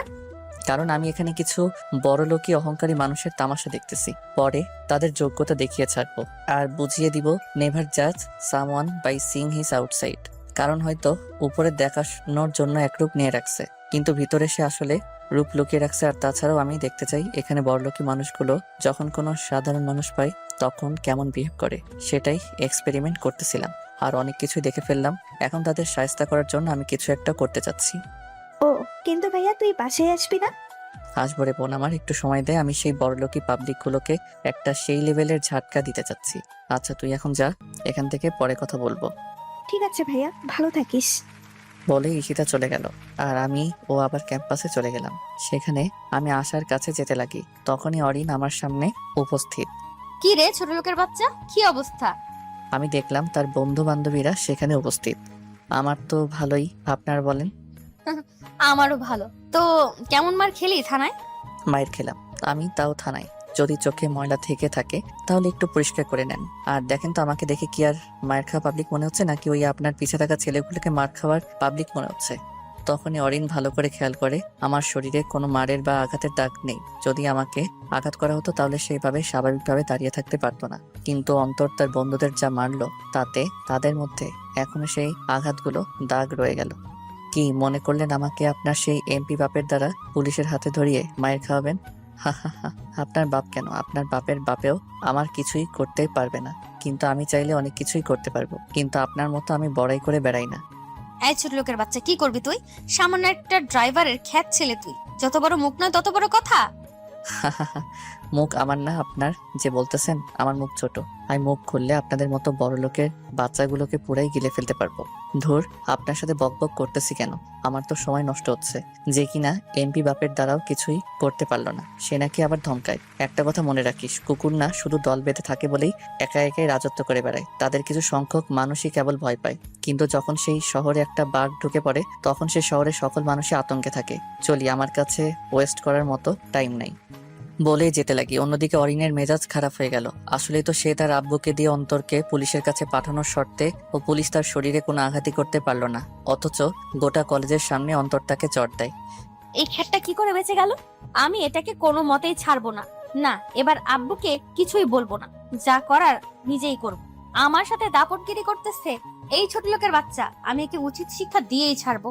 তবে প্রশ্ন হলো, সে কি করেই বা পুলিশের কাছে যাওয়ার পরেও মার না খেয়ে একদম সুস্থভাবে ফিরলো? আজ পর্যন্ত আমি যাকে আব্বুর দ্বারা পুলিশের কাছে পাঠিয়েছি, কমপক্ষে 1 সপ্তাহ সেই ছেলেটাকে কলেজে দেখা যায় না। আর তবে যেই হোক না কেন, যদি আব্বুর পাওয়ার দিয়ে এটাকে শায়েস্তা করতে না পারি, তাহলে আমিও আমার বুদ্ধি খাটিয়ে এটাকে উচিত শিক্ষা দিব আর বুঝিয়ে দেব এই অরিনের সাথে যে মাতবরি করতে যায়, অরিন তার কি হাল করে। ওয়েট কর ড্রাইভারের বাচ্চা, তোকে আমি উচিত শিক্ষা দিয়েই ছাড়বো। এইদিকে আমি ক্যাম্পাসের দিকে যাচ্ছি আর আশার কাছে গেলাম। অন্তর, ওইটা তোমার বোন ছিল? হুম। ও কিসে পড়ে? ইন্টার ফার্স্ট ইয়ারে পড়ে। ও আচ্ছা, তোমার বোন তোমাকে এভাবে কথাগুলো কেন বললো? আরে বললো আর কি, আমরা আড্ডা দিতে ব্যস্ত, তখনই কিছু ছেলে মেয়ে আমাদের কাছে আসে। হ্যালো অন্তর ভাই। আসসালামু আলাইকুম। জি, কিছু বলবেন আপনারা? ভাই মানতেই হবে আপনার সাহস আছে। যে মেয়ের সাথে আমরা কিছু করার পরিকল্পনাও করতে পারি না, সেই মেয়েকে আপনি পুরো ক্যাম্পাসের সামনে চড় দিলেন। ভাই আপনার মধ্যে তো আগুন আছে। আমরা আপনার কার্যক্রম দেখে আপনার ফ্যান হয়ে গেলাম। ভাই আপনার মতো একজন মানুষের জন্য এতদিন আমরা অপেক্ষা করছিলাম। প্লিজ আমাদের এই মেয়েদের অত্যাচার থেকে বাঁচান। হ্যাঁ, আসলে আপনি চাইলে অরিনকে সাহায্য করতে পারবেন। আর ভাই আমরা আপনার সাথে বন্ধুত্ব করতে চাই। আর তাছাড়া অরিনকে একমাত্র আপনি টাইট দিতে পারবেন। প্রথমত বন্ধুত্ব করতে চাইছেন, আমিও গ্রহণ করলাম। আর কথা রইল অরিনকে টাইট দেওয়ার, সেটা চাইলে আপনারাও পারতেন যদি আপনাদের মনোবল শক্ত থাকে ও আপনাদের একত্ব শক্ত থাকতো, তাহলে অরিনের বাপ ওরফে এমপিকেও সাহায্য করতে পারতেন। কিন্তু আপনাদের মনোবল দুর্বল হওয়ার কারণে হার মেনে নিলেন তাদের কাছে। একটা কথা, এমপি তখনই এমপি হতে পারছে যখন তাকে জনগণ ভোট নিয়ে তাকে নির্বাচিত করছে। তাহলে বুঝে নেন জনগণের শক্তি। তারপরে ভাই এখন আপনিই পারবেন এই এমপির মেয়েকে সাহায্য করতে। ঠিক আছে, দেখা যাবে ভাই। এরপর এরাও আমাদের সাথে আড্ডায় ব্যস্ত। এরই মধ্যে তানভীর উপস্থিত, তবে সে আমার দিকে এসেই গম্ভীরভাবে তাকিয়ে আছে। কিরে তানভীর, কি অবস্থা? ভালোই, তবে তোর সাথে কথা আছে আমার। হ্যাঁ বলিস দোস্ত, ক্লাসের সময় হয়ে গেছে, চল। আর ভাইয়া ও আপুরা পরে কথা বলবো, ভালো থাকবেন সকলে। এরপর তাদের থেকে বিদায় নিয়ে তানভীর ও আশাকে ক্লাসে চলে দিকে আর ক্লাসে গিয়ে বসে পড়ি। কিছুক্ষণ পরে অরিন ও তার দলবল ক্লাসে আসে। তবে অরিন আমার দিকে তাকিয়ে একটা পৈশাচিক হাসি দেয়। আমি বুঝলাম না তার হাসির কারণ। এরই মধ্যে ক্লাসে স্যার চলে আসে আর আমরাও ক্লাসে মনোযোগ দিলাম। তবে দেখলাম তানভীর আমার দিকে গম্ভীরভাবে তাকিয়ে আছে। কাহিনীটা বুঝলাম না। বর্তমান মুহূর্তে অরিন ও তানভীর দুজনকেই আমার একটু অন্যরকম লাগতেছে। তবুও এসব বাদ দিয়ে ক্লাসের দিকে মনোযোগ দিলাম। ক্লাস শেষ আমিও তানভীর ও আশাকে নিয়ে ক্যান্টিনে যেতে চাইলাম, তবে আশার নাকি কি কাজ আছে তাই সে অন্য কোথাও গেল, তাই তানভীরকে নিয়ে গেলাম। আমার প্রচুর খিদা লাগছে। আর বলিস না, নাস্তা অর্ডার দে তাড়াতাড়ি। অন্তর, একটা কথা জিজ্ঞেস করব, সত্যি সত্যি উত্তর দিবি? হ্যাঁ বল, তবে আগে নাস্তা আন মামা, সকাল ধরে কিছুই খাই নাই। তানভীর চলে গেল নাস্তা আনতে। ও নাস্তা নিয়ে এসে আমাকে দেয় আর আমিও খেতে লাগি। অন্তর, তুই আসলে কে? তানভীরের কথা শুনে খাবার খাওয়া থেমে গেল। আমি কে মানে? এটা কেমন প্রশ্ন? তুই কি আসলেই সেটা যেটা দেখাচ্ছিস সবাইকে? তোর কি অন্য কোনো পরিচয় আছে? কি বলতেছিস আজব? দেখ, কথা ঘুরাবি না, যেটা জিজ্ঞেস করছি উত্তর দে। আমি সাধারণ একটা গাড়ি ড্রাইভারের ছেলে, এর বাইরে কি আমি? কিন্তু আমার মনে হয় না তুই সাধারণ কেউ। আমার থেকে লাগে তুই যেটা সবাইকে দেখিয়ে বেড়াস সেটা তুই না। কারণ কোনো ছেলের ক্ষমতা নেই এমপির অপবাদ থেকে নিজেকে পুলিশের থেকে রেহাই করার। তাছাড়াও কাল তোকে আমি দেখছিলাম, যেখানে তুই একটা দামি গাড়িতে ঘোরাফেরা করতেছিলি, সাথে 3টা ছেলেও ছিল, আর মনে হচ্ছিল তারা অনেক বড় লোক। তুই যদি ড্রাইভারের ছেলে হতি তাহলে সেই গাড়িতে মজা মাস্তিতে কিভাবে মেতেছিলি? অবশ্য তোকে চুপসে থাকার কথা ছিল, তারা তোর উপর হুকুমতি করার কথা ছিল, কিন্তু দেখলাম তুই তাদের উপর হুকুমতি করতেছিলি, যেটা আমার চোখ এড়িয়ে যায়নি। এবার সত্যিটা বল, তুই কি আসলেই সাধারণ কেউ, নাকি তোর আরো একটা পরিচয় আছে? আমি তানভীরের কথাগুলো শুনে চুপসে গেলাম। আমি ভাবতেও পারি নাই এইভাবে ধরা খেয়ে যাব। হ্যাঁ, তুই কাল যা দেখছিস সেটা সত্যি। ও আমার আরো একটা পরিচয় আছে, তবে দোস্ত আপাতত আমি এটা কাউকে বলতে পারবো না। আমাকেও না? শোন, সময় হলে জানতে পারবি কে। তবে তোর যেহেতু আমার সম্পর্কে জানার এতই আগ্রহ ও আমার অর্ধেক রহস্য জেনেই গেছিস, তাহলে আমার সত্যিটা সর্বপ্রথমে তোকেই বলবো। তবে আমাকে এই ব্যাপারে ফোর্স করিস না। ঠিক আছে, তবে সত্যিটা আমাকেই আগেই বলবি। ওকে। এরপর নাস্তা করে আমিও তানভীর থেকে বিদায় নিয়ে কলেজের বাইরে চলে যেতে লাগি, আর নিজেকেই নিজে গালমন্দ করতে লাগলাম। আজ একটা ভুলের জন্য তানভীর আমার সত্যিটা প্রায় জেনেই গেছে, কিন্তু আমি চাই না কেউ এখন সত্যিটা জানুক। তবে যে ভুলটা করছি আগামীতে সেটা আর করা যাবে না। আমি কলেজের গেটের বাইরে রিক্সার জন্য দাঁড়িয়ে আছি, ঠিক তখনই কেউ একজন পিছন থেকে আমার মুখে রুমাল ধরে। আমি রুমাল সরিয়ে দেখতে যাব, ততক্ষণ সময় পাইনি, তার আগেই বেহুশ। যখন চোখ খুললাম তখন নিজেকে একটা রুমে আবিষ্কার করলাম। আমি সেই রুমে খাটের উপর শুয়ে আছি। আমিও শোয়া থেকে উঠে পড়লাম আর রুমটা ভালো করে দেখতে লাগলাম। রুমটা ভালো করে দেখেই থ হয়ে গেলাম, কারণ রুমটা আমার ভালো করেই চেনা। আমি কিডন্যাপ হয়েছি ঠিকই, তবে আমি এখন এখানে কি করে আসলাম সেটা মাথায় ঢুকতেছে না। কারণ আমি আমাদের বাড়িতেই আমার রুমে আছি, কিন্তু কিভাবে তা অজানা। কিছুক্ষণ পরেই দরজার আওয়াজ আসে। আমি দরজার দিকে তাকালাম আর দেখলাম আম্মু আসছে রুমে। কি রে, উঠছিস? তবে আম্মু, হ্যাঁ বল। আমি এখানে কিভাবে? আমাকে চ্যালেঞ্জ করেছিলি না, পূরণ করে দিলাম তোর চ্যালেঞ্জ। আমি দেখলাম আমি দরজায় থেকে আস্তে আস্তে কথাটা বলল। আমি আব্বুর দিকে হা করে তাকিয়ে আছি। ওই মুখ বন্ধ কর, মশা ঢুকে যাবে। তুমি কিভাবে জানলে আমি কোথায় আছি? কি মনে করছিস তুই নিজেকে? নিজেকে আমার থেকে লুকিয়ে বেড়াবি? হা হা হা, এতটাই সহজ নাকি? আমার যতটুকু মনে হচ্ছে তুমি নিজে থেকে আমার খোঁজ বের করনি, কারো ধারায় বা কাউকে দিয়ে কাজটা করছো। আর আমি যে ভয়টা পাইছি মনে করছি আজকে হয়তো রক্ষা নাই আমার। কেন, কি অঘটন ঘটাচ্ছিস তুই? কোনো অঘটন ঘটাই নাই আমি, যেটা জিজ্ঞেস করছি সেটা বলো। তোর আব্বু তোর বোনের ড্রাইভারের দ্বারা তোর খোঁজ পায়। সে নাকি তোকে একটা কলেজের সামনে দেখছে, আর তুই নাকি ইতিশের সাথে কথা বলছিস এটাও দেখছে। পরে তোর আব্বুকে বলে, তারপর টুক করে আমাকে কিডন্যাপারের মতো কিডন্যাপ করে বাড়িতে নিয়ে আসে। বাহ আব্বু বাহ, ভালোই বাটপারি করছো। চ্যালেঞ্জ দিলাম, মনে করছিলাম সুন্দর করে তুমি আমার চ্যালেঞ্জ কমপ্লিট করবা, কিন্তু তুমি তো বাটপারি করে আবার ভাব নিতেছো, আবার নিজেকে কিছু একটা মনে করতেছো।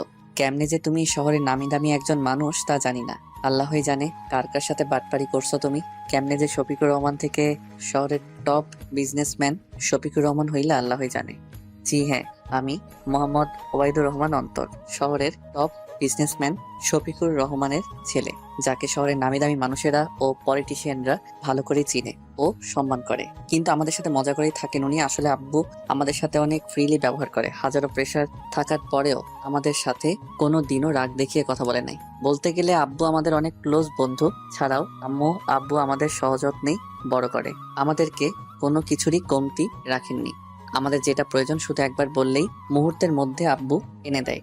আমি, আম্মু, আব্বু ও বোন ইশিতা মিলে হ্যাপি ফ্যামিলি আমাদের। তবে কোনোদিনও আমাদের কুশিক্ষাগুলো দেননি তারা সবসময় আমাদের সঠিক ও সুশিক্ষাই দিছে। না হলে তো আজ সেই এমপির মেয়ের মতো আমরাও একই কাজ করে বেড়াতাম। তবে আমি শো অফ করতে মোটেও পছন্দ করি না, কারণ আমি নিজেকে একজন সাধারণ মানুষ হিসেবেই রাখতে চাই। আর আমি আমার আব্বুর পরিচয় সবার কাছে নিজেকে প্রকাশ করতে চাই না। আমি নিজেকে সাধারণ মানুষ হিসেবে পরিচিতি দিতে চাই।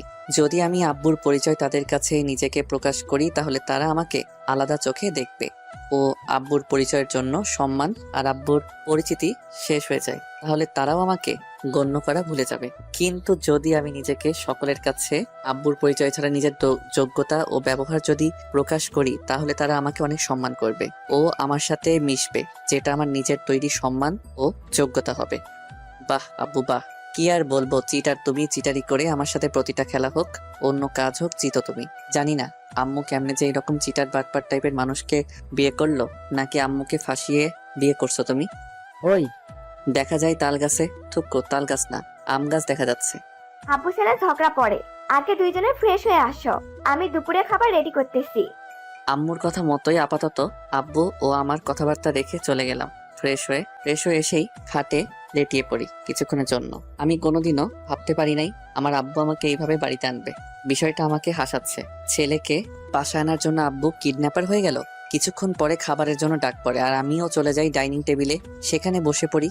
2 মাসের বেশি হয়ে যায় আমরা পরিবারের সকলে মিলে এক টেবিলে খাবার খাই নাই, আর আজ খেতে বসলাম। সকলে বেশ মজা করে একসাথে বসে কথা বলতে বলতে লাঞ্চ করে নিলাম। এরপর আমিও রুমে চলে গেলাম। কিছুক্ষণ পরে দেখি ঈশিতা আমার রুমে আসে। কিরে, এখানে কি করিস? কি করি মানে? আমি তো রুমে আসতে পারবো না। না আসতে পারিস সেটা তো মানা করি নাই, আয় বস খাটে। এরপর ঈশিতা খাটে এসে বসে।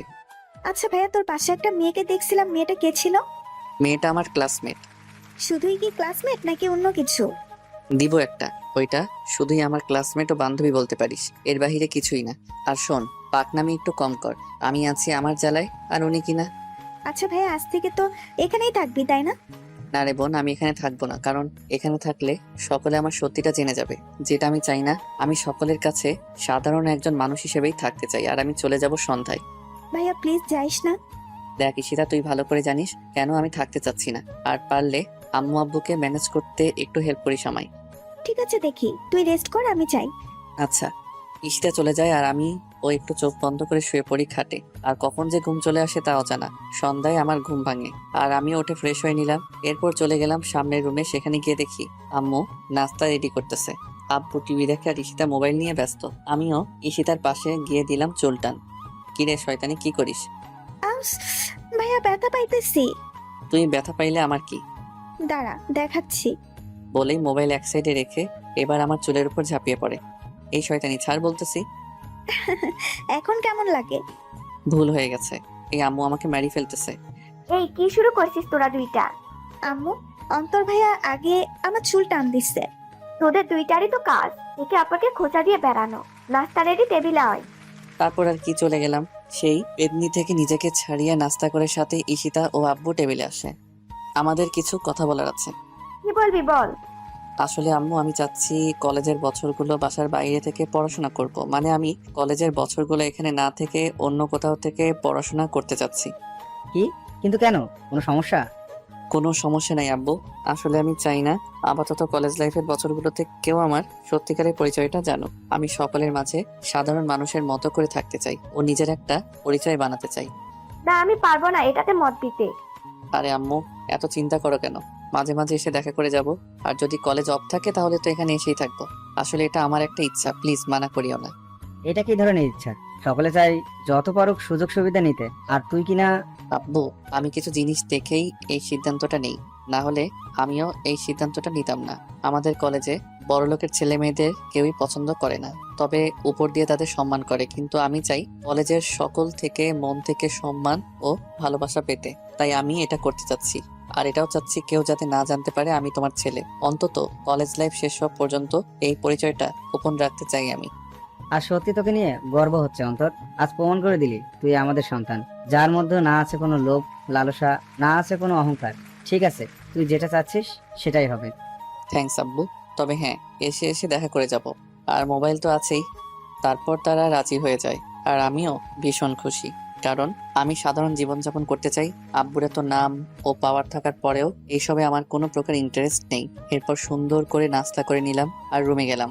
বাকিরাও পিছন পিছনে আমার রুমে আসে। আমি জানি তোমাদের মন চাইছে না আমার এই কথাটা মানতে, কিন্তু আমি চাই না আমার পরিচয়টা ফাঁস হোক, তাই এমনটা করতে হচ্ছে। আর আমি একটু সাধারণ জীবনটা উপভোগ করতে চাই। আম্মু আমাকে জড়িয়ে ধরে আর কান্না করতে লাগে। আমিও আম্মুকে শক্ত করে জড়িয়ে ধরি। শোন, প্রতিবেলা আমাকে কল দিবি। আচ্ছা। এরপর আম্মু ও আর আমি মিলে ব্যাগ গোছাতে ব্যস্ত হয়ে পড়ি। আসলে বাড়িতে আসলাম, তাই কিছু জিনিস নিয়ে গেলেই ভালো হবে। আর আমার কিছু প্রয়োজনীয় জিনিস আছে, সেগুলো নিয়ে নিচ্ছি। এরপর যখনই যেতে নিব, আম্মু ও আব্বু বলে রাতের খাবার খেয়ে যেতে। তাদের জোড়াজড়িতে আমিও মানা করি নাই। রাতের বেলা আমি আমার খাটে শুয়ে শুয়ে মোবাইল নিয়ে ব্যস্ত। রাতের খাবারের জন্য ডাক পড়লো, আমিও গেলাম খাবার খেতে। সেখানে গিয়ে টেবিলে বসলাম। আম্মু, আজকে তোমার হাতে খাবার খাবো। তাহলে আমিও। আম্মু আমাদের কথা শুনে ভীষণ খুশি হয় আর আমাদের ভাই বোনকে খাইয়ে দিতে লাগে। আর আমরাও দুজনে মজা করতে করতে খাবার খেলাম। এরপর কিছুক্ষণ রেস্ট নিয়ে ব্যাগ নিয়ে আম্মু আব্বুর থেকে বিদায় নিয়ে চলে গেলাম। নিজের সেই ভাড়া করা বাসায়। সেখানে গিয়ে রুমের তালা খুলে সেখানে ব্যাগ রেখে হাত মুখ ধুয়ে খাটে লেটিয়ে ঘুমিয়ে পড়ি। সকালবেলা আমার ঘুম ভাঙে অ্যালার্মের আওয়াজে। তাই আমিও উঠে ফ্রেশ হয়ে রেডি হয়ে চলে গেলাম কলেজে। কলেজের ভিতরে যেতেই দেখলাম সবকিছু একদম নিস্তব্ধ, মানে কোনো সারাশব্দ নাই। আরো একটা জিনিস লক্ষ্য করলাম, সেখানে অনেকেই আমার দিকে তাকিয়ে আছে। হয়তো তারা আমাকে কিছু বলতে চাচ্ছে, কিন্তু তাদের চোখের ভাষা আমি বুঝতে পারছি না। তাই মনে হচ্ছে কিছু একটা ঘটতে চললো কলেজে। আমিও তাদের চেয়ে থাকা দেখেও না দেখার ভান করে চলে গেলাম ক্যাম্পাসের দিকে, যেখানে আমিও আসা বসতাম ও আড্ডা দিতাম। এখন তো তানভীরও আছে আমাদের সাথে। আমিও সেখানে যেতে লাগি, আর সেখানে গিয়ে দেখি অরিন সেখানে বসে আছে। তাকে দেখে মনে হচ্ছে কারো জন্য অপেক্ষা করতেছে। আমিও তাকে দেখে সেখানে না গিয়ে উল্টা ঘুরে গেলাম। এই ছোট লোকের বাচ্চা, কই যাচ্ছিস তুই? আমিও তার দিকে ঘুরে দাঁড়ালাম। জি, কিছু বলবেন? বলে বাবালে, এখন অপরিচিতদের মতো বিহেভ করতেছিস কেন? তোর জন্য কতক্ষণ ধরে আমি এখানে অপেক্ষা করতেছি। কেন, কিছু বলার আছে? হ্যাঁ, তবে শুধু বলার না, করারও আছে। মানে দাঁড়া, কিরে কই তোরা? বলতেই দেখলাম সেখানে কিছু ছেলে পেলে উপস্থিত হয়ে গেল, আর তাদের হাতে হকি স্টিক ও ক্রিকেট স্ট্যাম্প। আর তারা আমার দিকে একদম একদল হায়নার মতো তাকিয়ে আছে। অরিন হয়তো তাদের ভাড়া করে আনছে আমাকে মারার জন্য। আমি মেয়েটাকে অহংকারী মনে করতাম, কিন্তু এটা তো দেখি অহংকারীর সাথে বদমেজাজিও। আর মেয়েটা যে আমার জন্য এসব রেডি করে বসে থাকবে তা আমার ধারণার বাহিরেই ছিল। কিরে, হাওয়া বের হয়ে গেল তোর? আমি জানি না তুই পুলিশের হাত থেকে কি করে বেঁচে ফিরলি, কিন্তু এবার এদের হাত থেকে বাঁচবি কি করে? এই যে দেখ, সবার হাতে কিছু না কিছু আছে তোর হাতগুলো ভেঙে ফেলার জন্য। এবার পালাবি কোথায়? আমি অরিনের মুখের দিকে তাকিয়ে একটা মুচকি হাসি দিলাম। বাহ, কি সুন্দর একটা হাসি দিলি। সমস্যা নেই, কিছুক্ষণ পর তো সকল হাসি বের হয়ে যাবে। জানি না তুই এদের হাত থেকে ফিরবি কিনা। যদি মরিস তাহলে আমি না হয় তোর জানালার ব্যবস্থা করে দিব, আর বেঁচে গেলে হসপিটালের বিল দিয়ে দেব। কিন্তু আমাকে চর মেরে যে অপরাধ করেছিস তুই, সেটার শাস্তি দিয়েই ছাড়বো তোকে। আমিও এর কথায় কান্না দিয়ে আমার ঘাটটা একটু এদিক ওদিক করে নাড়িয়ে নিলাম, আর পকেট থেকে মোবাইলটা বের করে নিলাম, আর নির্ভয়ে তাদের কাছে এগিয়ে যেতে লাগি। আর মোবাইলে একটা নাম্বার বের করে সেখানে একটা SMS দিয়ে দিলাম, আর সেই ছেলেগুলোর সামনে দাঁড়ালাম আমি। তবে আমি একটা ছেলের ডাইরেক্ট সামনে গিয়ে দাঁড়াই। কিছু পর আমার সামনের ছেলেটার মোবাইল বেজে ওঠে। ফোন তুল শাওন। আমার কথা শুনে সকলেই থ হয়ে গেল, বিশেষ করে শাওন, মানে যে ছেলেটা আমার সামনে দাঁড়িয়ে আছে। আর অরিন ও। এই, তুই আমার নাম কি করে জানিস আর আমাকে চিনিস তুই? কল ধরলেই বুঝতে পারবি। শাওন পকেট থেকে মোবাইল বের করে আর কল রিসিভ করে। সেও ফোনে কথা বলতে ব্যস্ত। কথা বলতে বলতে সেও আমার দিকে বারবার অবাক চোখে তাকাচ্ছে। এই নিন অন্তর ভাইয়া, ভাইয়া কথা বলবে আপনার সাথে। আর কেউ অন্তর ভাইয়াকে কিছু করবি না। তারপর আমিও মোবাইলে কথা বলে নিলাম, আর মোবাইলটা শাওনের হাতে দিলাম। আর বাকি ছেলে পেলেও শান্ত হয়ে গেল। অন্যদিকে অরিন তাদের কাণ্ড দেখে থ হয়ে গেল। সে এইসব দেখে নিজের চোখে বিশ্বাস করতে পারছে না যে আমাকে শায়েস্তা করতে লোক আনলো, কিন্তু তারা আমাকে ভাইয়া বলে কথা বলতেছে, প্লাস আপনি বলে কথা বলে সম্মান দিচ্ছে। এইদিকে অন্তর ভাইয়া, আমরা অজান্তে আপনাকে মারতে আসলাম, সরি ভাইয়া, আমাদের ক্ষমা করবেন। আসলে ভাইয়া মেয়েটা আমাদের আনছে আপনাকে সাহায্য করতে, কিন্তু আমরা জানতাম না আপনি রনি ভাইয়ার পরিচিত কেউ। আপনি যদি বলেন তাহলে আপনার পরিবর্তে এমপির মেয়ের 12টা বাজিয়ে দিই। লাগবে না, তোমরা যাও, এখানে থাকিও না। জি ভাইয়া, এই চল তোরা। শাওনের কথা শুনে সেখানে থাকা ছেলেপেলেগুলো শাওনের সাথে চলে যেতে লাগে। আসলে আমি শাওনের ভাই রনিকে অনেক আগের থেকে চিনি, কারণ রনি আমার অনেক আগের ফ্রেন্ড। একটা পরিস্থিতিতে পড়েই দুজনের বন্ধুত্ব হয়ে গেল, কিন্তু নিজের পরিচয় আড়ালে রাখতে চাই বলেই কারোর সাথে তেমন কথাবার্তা হয় না। আর আমি যে শহরে আছি সেটাও কেউ জানতো না। প্রথমে শিহাব ও কিছু হারামি জানলো, এরপর আস্তে করে সিএম আঙ্কেল জানলো, তারপর পরিবারের সদস্যরা, আর এখন তো আমার অনেক পুরনো বন্ধু রনিও জানলো। আমিও হেঁটে অরিনের কাছে গেলাম। সে আমার দিকে থ হয়ে তাকিয়ে আছে। আপনি আমাকে সাহায্য করার জন্য লোক ভাড়া করে আনছেন, কিন্তু দেখলেন তো তারা আমাকে কিছুই করলো না, বরং তারা আমাকে সম্মান করে ভাইয়া ডেকে কথা বলতেছিল। আর এর সাথে তাদের লিডার কি বলছে শুনছেন তো? সে বলল, ভাইয়া আপনি যদি বলেন মেয়েটাকে সাহায্য করে দেই। দেখলেন তো ব্যাপারটা? আপনি মনে করছেন শুধু আপনার কাছেই পাওয়ার আছে। আচ্ছা ধরেন আপনার কাছে পাওয়ার আছে, তাই বলে কি সেই পাওয়ারের অপব্যবহার করতে হবে? এখন আপনার কাছে ক্ষমতা আছে ঠিকই, কিন্তু সেই ক্ষমতা কি চিরস্থায়ী? আচ্ছা ধরেন আপনি আপনার বাবার ক্ষমতা দিয়ে বড়াই করে বেড়াচ্ছেন। যদি কাল আপনার বাবা সেই ক্ষমতাটুকু না থাকে তাহলে আপনার কি হবে? তখন কি করবেন? এখন যে সকলের সাথে বড়াই করে বেড়াচ্ছেন, যদি ক্ষমতা যায় তখন কলেজে আসতে পারবেন আপনি? আর তাছাড়াও ধরে নিলাম কলেজে আসলেন, আর আপনার ক্ষমতাও থাকলো অনেক বছর, কিন্তু কবরে গিয়ে কি সেই ক্ষমতার বড়াই করে বেড়াতে পারবেন? আপনি হয়তো ভুলে গেছেন আমাদের আরো একটা জীবন অপেক্ষা করতেছে আমাদের জন্য, যাকে পরকাল বলা হয়। আর সেখানে আমরা এই দুনিয়ায় যা যা করব তার সকল হিসাব দিতে হবে। সো আপনি কি সেখানে ও আপনার বাবার ক্ষমতা দেখাতে পারবেন? চুপ হয়ে আছেন কেন? উত্তর দিন। আমরা সকলে একটা কলেজে পড়ি, আর যেহেতু একটাই কলেজে আছি তাই সকলের উচিত মিলেমিশে থাকা। আর এখনো পর্যন্ত আপনি যে সকল কাজ করে আসছেন, আমার মনে হয় না আপনি বিপদে পড়লে কেউই আপনাকে সাহায্য করবে বা আপনার বিপদে এগিয়ে যাবে। কিন্তু এখন যদি কেউ আমাকে মারে বা আঘাত করে, দেখবেন এই ক্যাম্পাসে দাঁড়ানো কিছু ছেলে মেয়ে আমার বিপদে পাশে দাঁড়ানোর জন্য এগিয়ে আসবে, কারণ আমি সকলের সাথে ভালো ব্যবহার করলাম। আর আপনি যে কথায় কথায় মানুষকে তুচ্ছ করে কথা বলেন, এই ধরেন আমাকেও আপনি ছোট লোকের বাচ্চা, ড্রাইভারের বাচ্চা বলেন, কবরে গেলে তো জবাব দিতে হবে। আপনি পারবেন জবাব দিতে? আর সেখানেও আপনি সকলকে তুচ্ছ করে কথা বলতে পারবেন?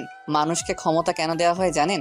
যাতে সেই ক্ষমতাকে সুন্দরভাবে কাজে লাগিয়ে মানুষের পাশে দাঁড়ানো যায়, ও সেই ক্ষমতা দিয়ে যাতে মানুষের উপকার হয়। কিন্তু আপনিও আপনার কিছু বড়লোকী বন্ধু বান্ধবীরা নিজেদেরই শুধু মানুষ মনে করেন, অন্যদের তুচ্ছ ভাবেন। কিন্তু একবার ভেবে দেখেন, যাদের তুচ্ছ মনে করেন তাদের দ্বারাই তো আপনার বাবা নির্বাচিত হয়ে এমপি হয়েছে। তারা আপনার বাবাকে নির্বাচিত করলো যাতে তারা একটু সুশাসন পায়, কিন্তু আপনি আপনার বাবার ক্ষমতা দিয়ে অহংকারী করে বেড়াচ্ছেন। আর কলেজের বড়লোকী মানুষদের ছাড়া বাকিদের তুচ্ছ বলতেছেন ও তাদের উপর হুকুমতি করতেছেন। আপনার হুকুমতি দ্বারা তার সকলে ভয় পেলেও আপনার জন্য তাদের মনে বিন্দুমাত্র সম্মান নেই। তারা শুধু আপনার বাবার ক্ষমতার জন্য কিছু করতেছে না, না হলে এতক্ষণে অনেক কিছু হয়ে যেত আপনার। আসলে আপনাকে যা বললাম তা একটু চিন্তা করে দেখবেন। আর যদি আমার কথাগুলো খারাপ লাগে তাহলে আমাকে ক্ষমা করবেন।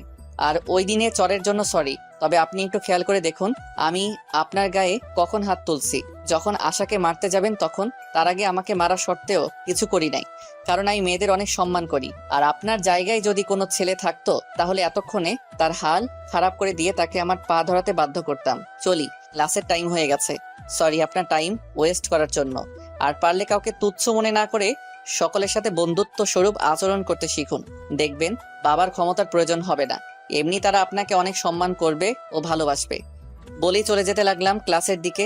অন্যদিকে অরিনের মাথায় আমার কথাগুলো ঘুরপাক খাচ্ছে, কারণ অন্তর যা বলল সবই সত্যি, যে ভুলেই গেল।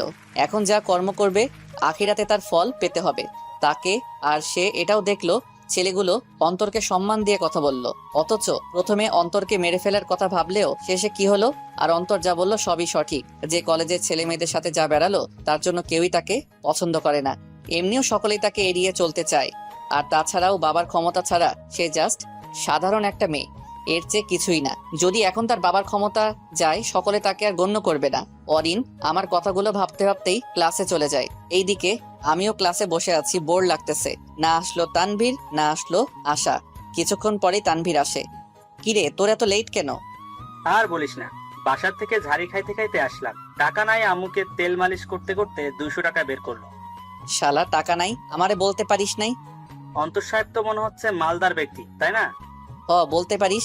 এখন কত দিব সেটা বল। তাহলে দে না 2-3 হাজার টাকা। আমিও পকেট থেকে মানিব্যাগ বের করলাম। মানিব্যাগ খুলতেই তানভীর আমার মানিব্যাগের দিকে হা করে তাকিয়ে আছে। এই শালা কি দেখিস? শালা তোর মানিব্যাগে এতগুলো হাজার টাকার নোট? এটা দেখে থ হয়ে গেলি? তাহলে আমার সত্যিটা জানলে কি করবি? আসলেই বলতো তোর সত্যিকারের পরিচয়টা। বলবো, আগে এটা ধর। মানিব্যাগ থেকে কিছু টাকা তানভীরকে দিলাম আর মানিব্যাগ ঢুকিয়ে নিলাম। এই শালা এইভাবে কুনজর দিস না। কিছুক্ষণ পরে দেখলাম অরিন ক্লাসে ঢুকলো। তাকে দেখেও না দেখার ভান করে তানভীরের সাথে কথা বলতে ব্যস্ত। অন্যদিকে অরিন ক্লাসে ঢুকে আমাকে দিকে দেখতে দেখতে তার সিটে বসে, আর আমার কথাগুলো ভাবতে ভাবতে আমার দিকে বারবার তাকাচ্ছে। এইদিকে আমি তানভীরের সাথে হাসি মজা করতে ব্যস্ত। অন্তর, অরিন তোর দিকে এভাবে তাকিয়ে আছে কেন? আমি কি জানি, বাদ দে তো। মামা, এটা তো ভালো লক্ষণ, মনে হয় প্রেমে পড়ছে। তবে দোস্ত, আজ মেয়েটা এভাবে একা কেন আর চুপসে আছে কেন? আমি জানি না, তবে পাকনামি করবি তো এমন মাইট দিব না বাসায় গিয়ে লুঙ্গি মুড়িয়ে কান্না করবি। দোস্ত, এটা কোন লেভেলের ধমক ছিল? এভাবে ধমক দেয়? আমি দিই। কিছুক্ষণ পরে স্যার আসে আর আমরাও ফাইজলামি বাদ দিয়ে ক্লাসে মনোযোগ দিলাম। আমি মনোযোগ সহকারে ক্লাস করতে ব্যস্ত। ক্লাস শেষ করে বাইরে গেলাম তানভীরকে নিয়ে। মামা বল না কে তুই? আমার আর তর্স হইছে না। এত উত্তেজিত হইতেছিস কেন? শালা বললাম তো, সময় হলেই জানতে পারবি। আচ্ছা, আমি বাসায় যাব। আমিও যাব। তাহলে চলো। আমি তানভীরকে নিয়ে আমার ভাড়া বাসায় গেলাম। সেখানে ভিতরে যেতেই তানভীর আমার রুম দেখতে লাগলো। কি রে, কি দেখিস? না ভালোভাবে রুম সাজিয়ে রাখছিস। দোস্ত, আমিও তোর সাথে থাকবো চিন্তা করতেছি। কেন, আমার সাথে কি? কি মানে? এখানে থাকলে দুজনেই সেই মজা করতে পারবো। প্রয়োজনে দুজনে ভাড়া দেবো, কিন্তু আমিও থাকবো। আচ্ছা ঠিক আছে, থাকিস। এখন আমাকে কিছু রান্না করতে হবে। সো তুই দেখ, ঘুরে ঘুরে আমার রুমের মধ্যে ছোট করে একটা কিচেন আছে, সেটাতে আমি রান্না করে খাই। আমিও দুপুরের খাবার রেডি করলাম, এরপর দুজনে খেয়ে নিলাম। এরপর কিছুক্ষণ রেস্ট করে বিকালে দুজনে ঘোরাফেরা করতে গেলাম। সন্ধ্যায় তানভীরের সাথে নাস্তা করে নিলাম। এরপর তানভীরকে বিদায় দিয়ে আমিও আমার বাসায় চলে গেলাম। সেখানে গিয়ে আমিও আমার ছোট টেবিলে পড়তে বসে পড়ি রাত পর্যন্ত। পরে খাওয়া দাওয়া করে শুয়ে পড়লাম। অন্যদিকে এখনো অরিনের মাথায় সেই কথাগুলো ঘুরপাক খাচ্ছে। মনে হচ্ছে আমার কথাগুলো অরিনের মাথায় একদম আটকে গেল। ছেলেটা সত্যি বললো, আপুর ক্ষমতা ছাড়া আমি কিছুই না। আর আমিও এমনটা হতে চাইনি, কিন্তু সঙ্গ দোষের জন্য এমনটা হয়ে গেলাম। আর কেন আমাকে আমার আব্বু থামালো না? আসলে এই ছেলেটা সত্যি ও সঠিক কথাগুলো বললো আমাকে। এখন দেখতে গেলে আমার সাথের গুলো ছাড়া কলেজের সকলেই আমাকে ঘৃণা করে। কয়েকজনকে হাসি খুশি করতে গিয়ে বেশিরভাগ মানুষকেই কষ্ট দিয়ে দিলাম। না, আমিও এবার ভালো হয়ে যাব। প্রয়োজন পড়লে সকল বন্ধুদের থেকে নিজেকে দূরে করে ফেলবো। আর তাছাড়াও এখন যারা আছে তারা আমাকে অনেক ব্যবহার করলো। আর ওই ছেলেটা তো আসতে না আসতেই কত মানুষের সাথেই কথা বললো, সকলে তাকে কতই না সম্মান করলো। অনেক হয়েছে, এবার আমিও সকলের মন জয় করব। আর যারা আমাকে খারাপ বানিয়ে দিল তাদের সাথে আমি আর নেই। আমিও এই ছেলের মতো সকলের সাথে হাসি খুশি ভাবে চলাফেরা করব। কয়েকজনের হাসির জন্য শত মানুষকে কষ্ট দেওয়ার কোনো মানেই হয় না। আর ছেলেটা তো আমাকে তখনই চড় মারলো যখন তার সামনে সেই মেয়েটার সাথে খারাপ ব্যবহার করলাম। আজ সেই ছেলেটা কলেজের সকলের প্রিয়, আর আমি কিনা হাতে গড়া কয়েকজনের কাছেই কেবল ভালো, তাও আমার বাবা পাওয়ারের জন্য। না হলে তো তারা আমাকে গণ্য করতো না। অরিনও এসব নিয়ে ভাবতে ভাবতে ঘুমিয়ে যায়। সকালবেলা আমিও উঠে ফ্রেশ হয়ে চলে গেলাম কলেজে।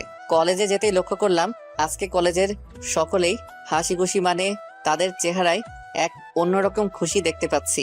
তাদের হাসি খুশি চেহারাটা দেখেই বেশ ভালোই লাগলো। আমিও ক্যাম্পাসে আড্ডার জায়গায় গেলাম। সেখানে বসে বসে মোবাইল বের করে টিপতে লাগলাম। কিছুক্ষণ পরে দেখলাম একটা মেয়ে আমার পাশে এসে দাঁড়ায়। আমি মোবাইলে মনোযোগ, তাই মোবাইলের দিকে তাকিয়ে আছি। এই যে মিস্টার। জি, কিছু বলবেন? হ্যাঁ, সরি। সরি মানে? আমি মেয়েটার দিকে তাকালাম। মেয়েটাকে দেখে আমি থ হয়ে গেলাম, কারণ দেখলাম মেয়েটা আর কেউ না, অরিন। আমি অরিনের দিকে হা করে তাকিয়ে আছি, কারণ অরিন আমাকে সরি বলতেছে। অথচ সেই মেয়েটাকে নাকি ভুল করুক আর নাই করুক, সরি বলাই ছাড়ে, সাথে উদুম কেলানি দেয়। আর সেই মেয়ে কিনা, ভাবা যায় এগুলো? এইভাবে হা করে কি দেখেন? আর আমি সত্যি অনুতপ্ত এতদিনের কাজকর্মের জন্য।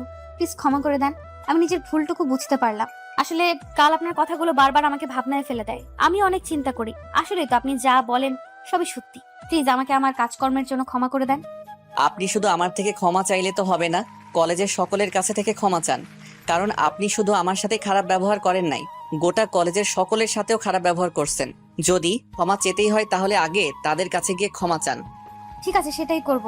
তবে এটা করলে আপনি আমাকে ক্ষমা করে দেবেন? হ্যাঁ, করতে পারি, যদি সকলে আপনাকে ক্ষমা করে দেয়। ঠিক আছে, আমি যাচ্ছি। অরিন আমার কাছে থেকে চলে গেল। তবে অরিনের ব্যবহার পরিবর্তন দেখে বেশ ভালোই লাগলো। মনে হয় তার মাথায় আমার কথাগুলোর প্রভাব পড়ছে। যাক, ভালোই, অন্তত নিজের ভুলটুকু তো বুঝতে পারলো, সেটাই যথেষ্ট। অন্যদিকে অরিন ক্যাম্পাসের দিকে চলে যায়। সকলের উদ্দেশ্যে আমার কিছু কথা আছে, একটু মনোযোগ দিয়ে শুনবেন সকলে। আমি এতদিন আপনাদের উপর অনেক হুকুমতি করছি, সাথে আপনাদের সাথে খারাপ ব্যবহার করলাম। আসলে আমি মনে করতাম এইসব করে বেশ মজা মাস্তি করে দিনকাল পার করে দিতে পারবো।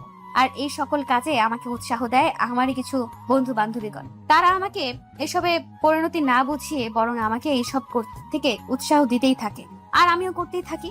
কিন্তু কিছুদিন আগে একটা ছেলে এই কলেজে আসে, আর সে আমাকে এই সব করতে বারণ করে। আমিও তার উপর অনেক নির্যাতন করি, কিন্তু সে এটার প্রতিবাদ করেনি।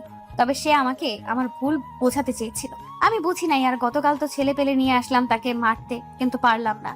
তাকে মারার জন্য ছেলে পেলে নিয়ে আসার পরে ও যে সুন্দর করে আমাকে কথাগুলো বলে, আমাকে বোঝায়, আসলে ছেলেটার কথাগুলোতে সত্যিই যুক্তি আছে। কেন এত বড়াই করে বেড়াচ্ছিলাম আমি? তারপর মাথায় চিন্তা আসলো, আসলে যা করে বেড়ালাম সবই অন্যায় ছিল। প্লিজ সকলে আমাকে ক্ষমা করে দিন, আমি সত্যি অনেক অনুতপ্ত। অরিনের কথাগুলো শুনে সেখানে থাকা অবাক হয়ে গেল। অরিনের এই পরিবর্তন দেখে সেখানে সকলে নিস্তব্ধ হয়ে গেল। আমিও সকলের সাথে মজা মাস্তি করে কলেজ লাইফটা কাটাতে চাই, সকলে বন্ধু হতে চাই। প্লিজ সকলে আমার কাজকর্মের জন্য আমাকে ক্ষমা করে দিন। অরিনের দিকে আজ সকলেই অবাক চোখে তাকিয়ে আছে, আর অনেকে আবার আমার দিকেও তাকিয়ে আছে। এইদিকে আমি বসে আছি আর খেয়াল করলাম ক্যাম্পাসের বেশিরভাগ ছেলে মেয়ে আমার দিকে তাকিয়ে আছে। তবে ব্যাপারটা বুঝলাম না, আমি নাকি আমাকে দেখতে অদ্ভুত লাগতেছে। মোবাইলে ক্যামেরা দিয়ে নিজেকে দেখতে লাগলাম, না ঠিকই তো আছি। তাহলে আমাকে এভাবে ড্যাব ড্যাব করে দেখার তো কোনো মানেই হয় না। আমার থেকে জিনিসটা একটু অন্যরকম লাগতেছে, তাই সেখান থেকে উঠে ক্লাসের দিকে যেতে লাগি। আমি প্রায় ক্লাসরুমের কাছে চলেই আসলাম। এই অন্তর দাঁড়াও। আমিও পিছনে তাকালাম, দেখলাম অরিন ডাক দিল আমাকে। জি, কিছু বলবেন? আমি সকলের কাছে ক্ষমা চেয়ে নিছি, আর তারাও আমাকে ক্ষমা করে দিচ্ছে। এবার তুমিও আমাকে ক্ষমা করে দাও। তারা যেহেতু আপনাকে ক্ষমা করেই দিছে, তাহলে আমিও ক্ষমা করে দিলাম। এখন থেকে সকলের সাথে বন্ধু স্বরূপ আচরণ করবেন। দেখবেন আপনার কোনো প্রয়োজন হলে বাবার পাওয়ার লাগবে না, তারাই আপনার বিপদে এগিয়ে আসবে। আর সকলের সাথে মিশতে শিখুন। থ্যাঙ্কস। আর সত্যি তোমার জবাব নেই। তোমাকে কতই না কষ্ট দিলাম, কিন্তু তুমি আমাকে বুঝিয়েই গেলা। আসলে আব্বু আমার একমাত্র মেয়ে তো, তাই কেউ শাসন করেনি। আদরে আদরে বড় হয়েছি আমি। জি, বুঝতে পারছি। তবে এটাতে খুশি হলাম আপনি আপনার ভুলটুকু বুঝতে পারছেন। সবই তো তোমার জন্যই হলো। আচ্ছা, আমরা কি বন্ধু হতে পারি? হতেই পারেন, আমি আবার বন্ধুত্বে মানা করি না। তাহলে চলো একসাথে যাই। জি চলেন। আমি আর অরিন একত্রে ক্লাসে ঢুকলাম। ক্লাসে উপস্থিত সকলেই আমাদের দুজনের দিকে ড্যাব ড্যাব করে দেখতে লাগে। আমি সোজা আমার সিটে চলে যাই, আর অরিন তার সিটে চলে যায়। সেখানে সে তার আশেপাশের মেয়েদের সাথে কথা বলতে লাগে। জিনিসটা খুব ভালো লাগলো। এখন থেকে আর কলেজে অরিন পাওয়ার দেখিয়ে চলবে না, সেও সাধারণ স্টুডেন্টদের মতোই চলবে। কিছুক্ষণ পরে স্যার আসে আর আমরা সকলেও দাঁড়িয়ে যাই।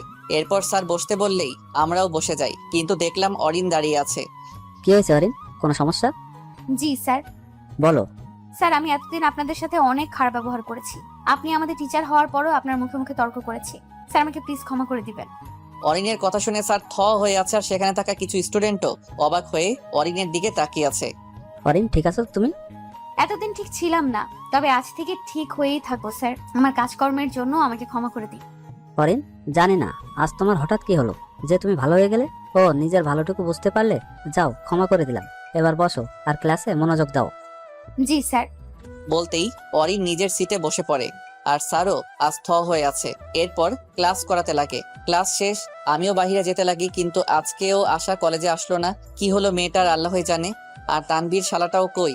আমিও ক্লাসে বাহিরে গেলাম, তখনই অরিন সামনে এসে দাঁড়ায়। জি, কিছু বলবেন? চলো ক্যান্টিনে যাব, নাস্তা করব। না, আমার একটু কাজ আছে, আপনি যান না।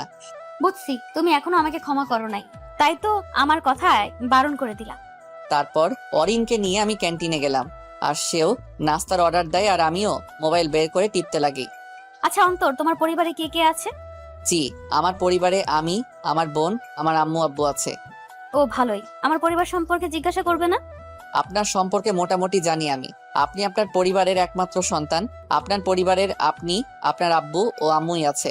বাহ, তুমি তো দেখি আমার খোঁজ খবর রাখো দেখি। খোঁজ রাখছিলাম, মনে করছিলাম আপনাকে একটা সেই লেভেলের একটা ঝাটকা দিব, কিন্তু বোঝানোতেই যে আপনি শুধরে যাবেন সেটা জানতাম না। আমিও জানি না কিভাবে ঠিক হয়ে গেলাম। আসলে বলতে গেলে তোমার কথাবার্তাগুলো আমার মাথায় একদম আঁকড়ে ধরে, আর বারবার চাপ সৃষ্টি করে আমাকে। আমার কাজের কথাগুলো ভাবাতে লাগে। আজ পর্যন্ত কারোর কথায় এতটা মাথায় চাপ দেয়নি যতটা তোমার কথাগুলোতে দিল। আচ্ছা, এবার আমার কিছু প্রশ্ন আছে। জি বলেন। আচ্ছা অন্তর, তুমি ওই দিন পুলিশের হাত থেকে বাঁচলে কি করে? সেটা একটা সিক্রেট, সেটা বলা যাবে না। তাহলে এটা বলো, গতকাল সেই ছেলেপেলেগুলো তোমাকে এভাবে সম্মান দিয়ে আবার ভাইয়া বলে কথা বলতেছিল কেন? আসলে আপনি যে ছেলেপেলেগুলো আনছেন তাদের একজনকে আমি চিনি, কিন্তু সে আমাকে চিনে না। তার ভাই আমাকে চিনে। আমার একটা অনেক পুরনো বন্ধুর ভাই সে। আর আপনার ভাগ্যটা এতই খারাপ যে আপনি আমার পরিচিত একজনের ভাইকেও তার সাথে গুলোকে আনছেন আমাকে মারতে। এবার নাস্তাটা খেতে শুরু করে ঠান্ডা হয়ে যাচ্ছে। এরপর দুজনেই নাস্তা খেয়ে নিলাম। তুমি বসো, আমি বিল দিই। লাগবে না, আমি দিচ্ছি। আমি ছেলে হয়ে কিভাবে মেয়ের দ্বারা বিল দেওয়াবো? ওই বলছি না, বিল আমি দিব, মানে আমি দিব। আমি আর কোনো আওয়াজ করলাম না। অরিন বিল দিল, আর আমিও চুপ হয়ে আছি। চলো কিছুক্ষণ দুজনে ঘোরাফেরা করি। আজকে না, অন্য একদিন আমি যাই, বাসায় গিয়ে কাজ আছে। ঠিক আছে, তবে তুমি কোথায় থাকো আমাকে একটু দেখিয়ে দাও। কেন, সেটা দিয়ে কি করবেন? এমনি দেখতাম আর কি। পরে, এখন একটু তাড়াই আছি। আচ্ছা বেশ, যাও তাহলে, কাল দেখা হচ্ছে। জি, খোদা হাফেজ। বলেই অরিন থেকে বিদায় দিয়ে চলে গেলাম বাসায়। এভাবে সাধারণ জীবনযাপন দিয়ে কাটিয়ে দিলাম 3টা মাস। 3 মাস পর আমি কলেজ ক্যাম্পাসে বসে আম্মুর সাথে ফোনে কথা বলতে লাগলাম। হ্যালো আম্মু, আসসালামু আলাইকুম, কেমন আছো? ওয়ালাইকুম সালাম, ভালো আছি। তুই কেমন আছিস বাবা? আমিও ভালো আছি। কি করো? আর ঈশিতা কি কলেজে গেছে? গেছে। বাবা অনেকদিন হলো তোকে দেখি না, কিছুদিনের জন্য বাড়িতে আয় না বাবা। আচ্ছা দেখি আসতে পারি কি না। আমি কথা বলতেছি তখনই একটা মেয়ে এসে আমার সামনে দাঁড়ায়। আচ্ছা আম্মু রাখি, পরে কথা বলবো বলেই কল কেটে দিলাম। জি কিছু বলবেন? না মানে বলার তো অনেক কিছুই আছে, তবে কিভাবে বলবো তা বুঝতে পারছি না। বলেন, সমস্যা নেই, নির্ভয়ে বলে ফেলুন। এরপর মেয়েটা আমার সামনে হাঁটু গেড়ে বসে আর হাতে ফুল নিয়ে আমাকে প্রপোজাল দিয়ে বসে আছে। মেয়েটার কাণ্ড দেখে থ হয়ে গেলাম। ও হ্যালো আপু, এসবের মানে কি? যেটা দেখছেন সেটাই। আসলে আপনাকে আমার অনেক ভালো লাগে, প্লিজ ফিরিয়ে দেবেন না। আমি সত্যি আপনাকে অনেক পছন্দ করি, আর যতটুকু জানি আপনিও সিঙ্গেল। দেখুন আপু, আমাকে ক্ষমা করেন, আপাতত এই জিনিসে জীবন জড়াতে চাই না, মাফ করেন আর রাস্তা মাপুন। প্লিজ, আমি সত্যি আপনাকে অনেক ভালোবাসি, কিন্তু বলতে পারিনি। তবে আজ সাহস করে আপনাকে আমার মনের কথাটা বললাম।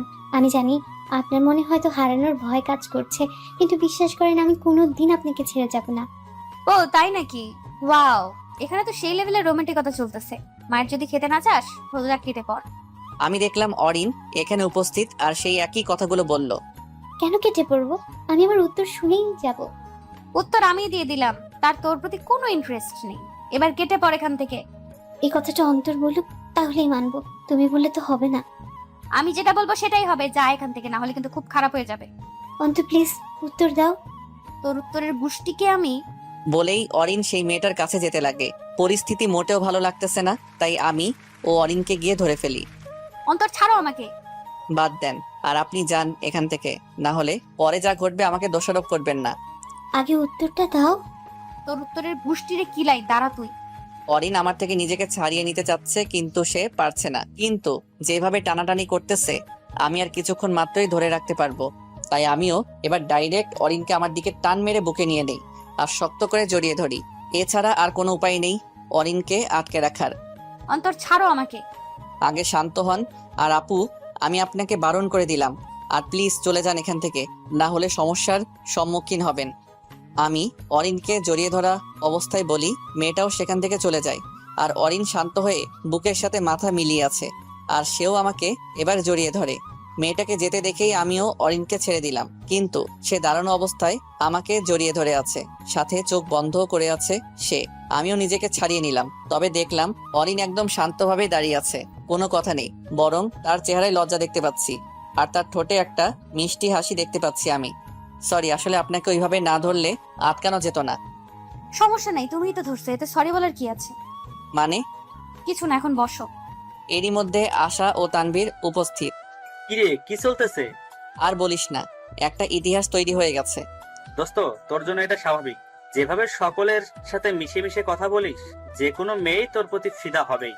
তাহলে মনে হচ্ছে কাল থেকে গুন্ডাদের মতো শুরু করে দিব, কথায় কথায় ধমক দিব, যেমনটা অরিন আগে করতো আর কি। অন্তর আমাকে পচাচ্ছ? ভালো হচ্ছে না কিন্তু। পরে উল্টাপাল্টা একটা কাজ করে বসে থাকলে কিছু বলতে পারবা না। কি বা করবেন? যেই লেডি গুন্ডি হবেন আর কি, আর সবার উপর হুকুমতি করে বেড়াবেন, তবে আমি ভালোই থাকবো। তোমার কথা কিছুটা সত্যি কিছুটা ভুল। আমি গুন্ডি হলে সকলের উপরে হুকুমতি করব না, একজনের উপরে হুকুমতি করলেই হবে আমার। কার উপরে হুকুমতি করতে চাস অরিন?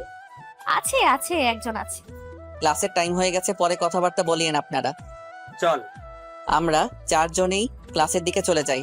আর 3 মাসে অরিন আমাদের সাথে একেবারে মিশে গেছে। সে আগে যাদের সাথে কথা বলতো, মিশতো, তাদের থেকে এখন দূরেই থাকি। আর আমারও একটা অভ্যাস রয়েই গেল, আমিও এখন আশা ও অরিনকে আপনি আপনি করেই বলি। আসলে মেয়েদের ক্ষেত্রে কথা বলতে গেলে কেন জানি অন্যরকম লাগে আমার। ক্লাসে গিয়ে বসে পড়ি, আর সেখানেও আড্ডা শুরু। স্যার আসা মাত্রই বাকি সব বন্ধ করেই ক্লাসে মনোযোগ দিলাম। ক্লাস শেষ, আমরাও আবার কথা বলতে বলতে বের হচ্ছি। এমন সময় আব্বু কল দিল, আমি একটু আসতেছি তাদের বলেই আড়ালে চলে গেলাম আর কল রিসিভ করলাম। হ্যালো আব্বু, আসসালামু আলাইকুম, কেমন আছো? ওয়ালাইকুম সালাম। কিরে ফাজিল পোলা, আমাদের কথা মনে পড়ে না? জানিস কত মিস করছি তোকে। কেন মিস করো? আমি বাসায় থাকলে তো তোমার ঝামেলা, আমার জন্যই তো আম্মুর থেকে ঝাড়ি খাও। এখন তো শান্তিতেই আছো। দূর বেটা, সেটাই এক প্রকার ভালোবাসা। আচ্ছা শোন, বাড়ি আয় না কয়েকদিনের জন্য। তুমি আর আম্মু মিলে কি একই প্ল্যান করছো নাকি? কেন, কি হয়েছে? কি বলে তোর আম্মু? আম্মু কল দিয়ে বলতেছে বাড়িতে যাইতে। আসলে আমিও এটাই চিন্তা করতেছি, বাড়িতে যাওয়ার।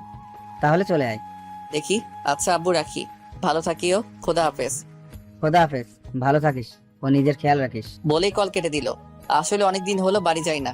আমিও মোবাইল পকেটে ঢুকিয়ে চলে গেলাম তাদের কাছে। কিরে, কে কল দিছে? আব্বু কল দিছিল, কেমন আছি কি করি পড়াশোনা এসব জিজ্ঞাসা করে। ও ভালো, বাড়ি যাইতে বলে নাই? বলছে কিন্তু এখন না, পরে যাব।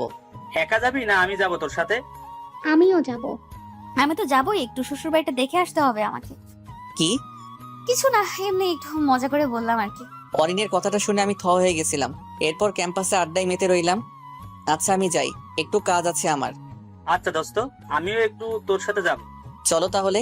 আমি আর তানভীর অরিন ও আশা থেকে বিদায় নিয়ে চলে যেতে লাগি আমার ভাড়া করা বাসায়। দোস্ত, এখনো বললি না সেই কথাটা। কোনটা? তুই কে বা তোর আসল পরিচয়? ঠিক আছে তাহলে এক কাজ করো, তুই বাড়ি গিয়ে কিছু জামা কাপড় নিয়ে ব্যাগ গুছিয়ে নে। আজকেই তোর সেই প্রশ্নের উত্তর দিয়ে দিব। তার মানে তুই কোথায় যাওয়ার প্ল্যান করে আছিস? হ্যাঁ, এখন তাড়াতাড়ি যা। ঠিক আছে, আমি ব্যাগ গুছিয়ে নিয়ে আসতেছি। আসতে হবে না, তুই ব্যাগ গুছিয়ে তোর বাসায় থাক, সেখান থেকেই তোকে নিব। এখন যা তাড়াতাড়ি। তানভীর তার বাসায় চলে গেল, আর আমিও আমার ভাড়া বাসায় গিয়ে ব্যাগ গুছিয়ে নিলাম। চিন্তা করলাম কাউকে না বলে বাসায় চলে যাব, যাতে বিভিন্ন প্রশ্নের সম্মুখীন না হতে হয়। কিন্তু তানভীর 3 মাস ধরে আমার কান ঝালাপালা করে দিল, তাই এখন তাকে সত্যিটা বলে একটু চাপ কমিয়ে নিতে চাই। আমিও ব্যাগ গুছিয়ে নিলাম আর একজনকে একটা কল দিলাম। হ্যালো, আসসালামু আলাইকুম। রফিক আঙ্কেল, আপনি কোথায়? ওয়ালাইকুম সালাম, আমি তো আছি, কেন? জি, আমার গাড়ি নিয়ে বর্তমানে আমি যেখানে থাকি সেখানে আসেন তো। ঠিক আছে বাবা, আমি আসতেছি। কল কেটেই আমি তানভীরকে কল দিলাম। কিরে, সব রেডি করছিস? হ্যাঁ, সব শেষ। কোথায় তুই? ওয়েট কর, আসতেছি বলেই কল কেটে দিলাম। আর কিছুক্ষণের মধ্যে গাড়ির হর্ন শুনতে পেলাম। আমিও ব্যাগ নিয়ে গাড়ির কাছে গেলাম। বাবা, তুমি কষ্ট করতেছো কেন? আমাকে দাও, আমি রাখি। আঙ্কেল, আপনি ভালো করেই আমাকে চিনেন, আমি নিজেরটা নিজেই করি, না পারলে তবে সাহায্য নেই। আমি ব্যাগগুলো গাড়ির মধ্যে রাখলাম। আঙ্কেল, আমাদের আগে এক জায়গায় যেতে হবে, সেখানে থেকে একজনকে নিব, তারপর বাড়িতে যাব। ঠিক আছে বাবা, তুমি বসো, আমি গাড়ি চালাই। আঙ্কেল, আপনি বসেন, আমি গাড়ি চালাই। অনেকদিন হয়েছে গাড়ি চালাই না, আজ অনেকদিন পরে নিজের গাড়িটা পেলাম। আপনি পিছনে বসে পড়েন। আমার কথা মতো আঙ্কেল পিছনে বসে পড়ে, আর আমিও গাড়িটা নিয়ে রওনা দিলাম তানভীরের বাসার উদ্দেশ্যে। কিছুক্ষণের মধ্যে তানভীরের বাসার সামনে পৌঁছে গেলাম, আর তাকে কল দিয়ে আসতে বলি। সেও আসে ব্যাগ নিয়ে, কিন্তু কাকে যেন খুঁজতে লাগে। আমি গাড়ির গ্লাস দিয়ে রাখাতে হয়তো ভিতরে আমি আছি যে সে খেয়াল করে নাই, তবে সে অবাক চোখে গাড়ির দিকে তাকিয়ে আছে। আমিও গাড়ির গ্লাস নামিয়ে দিলাম। এভাবে না দেখে গাড়িতে আইসালা। অন্তর, তুই? এই, এটা কার গাড়ি? আর এটাকে তো দেখে অনেক দামি গাড়ি মনে হচ্ছে। আর তুই বা এখানে কি করতেছিস? বকবক বন্ধ কর, গাড়িতে বয়সালা।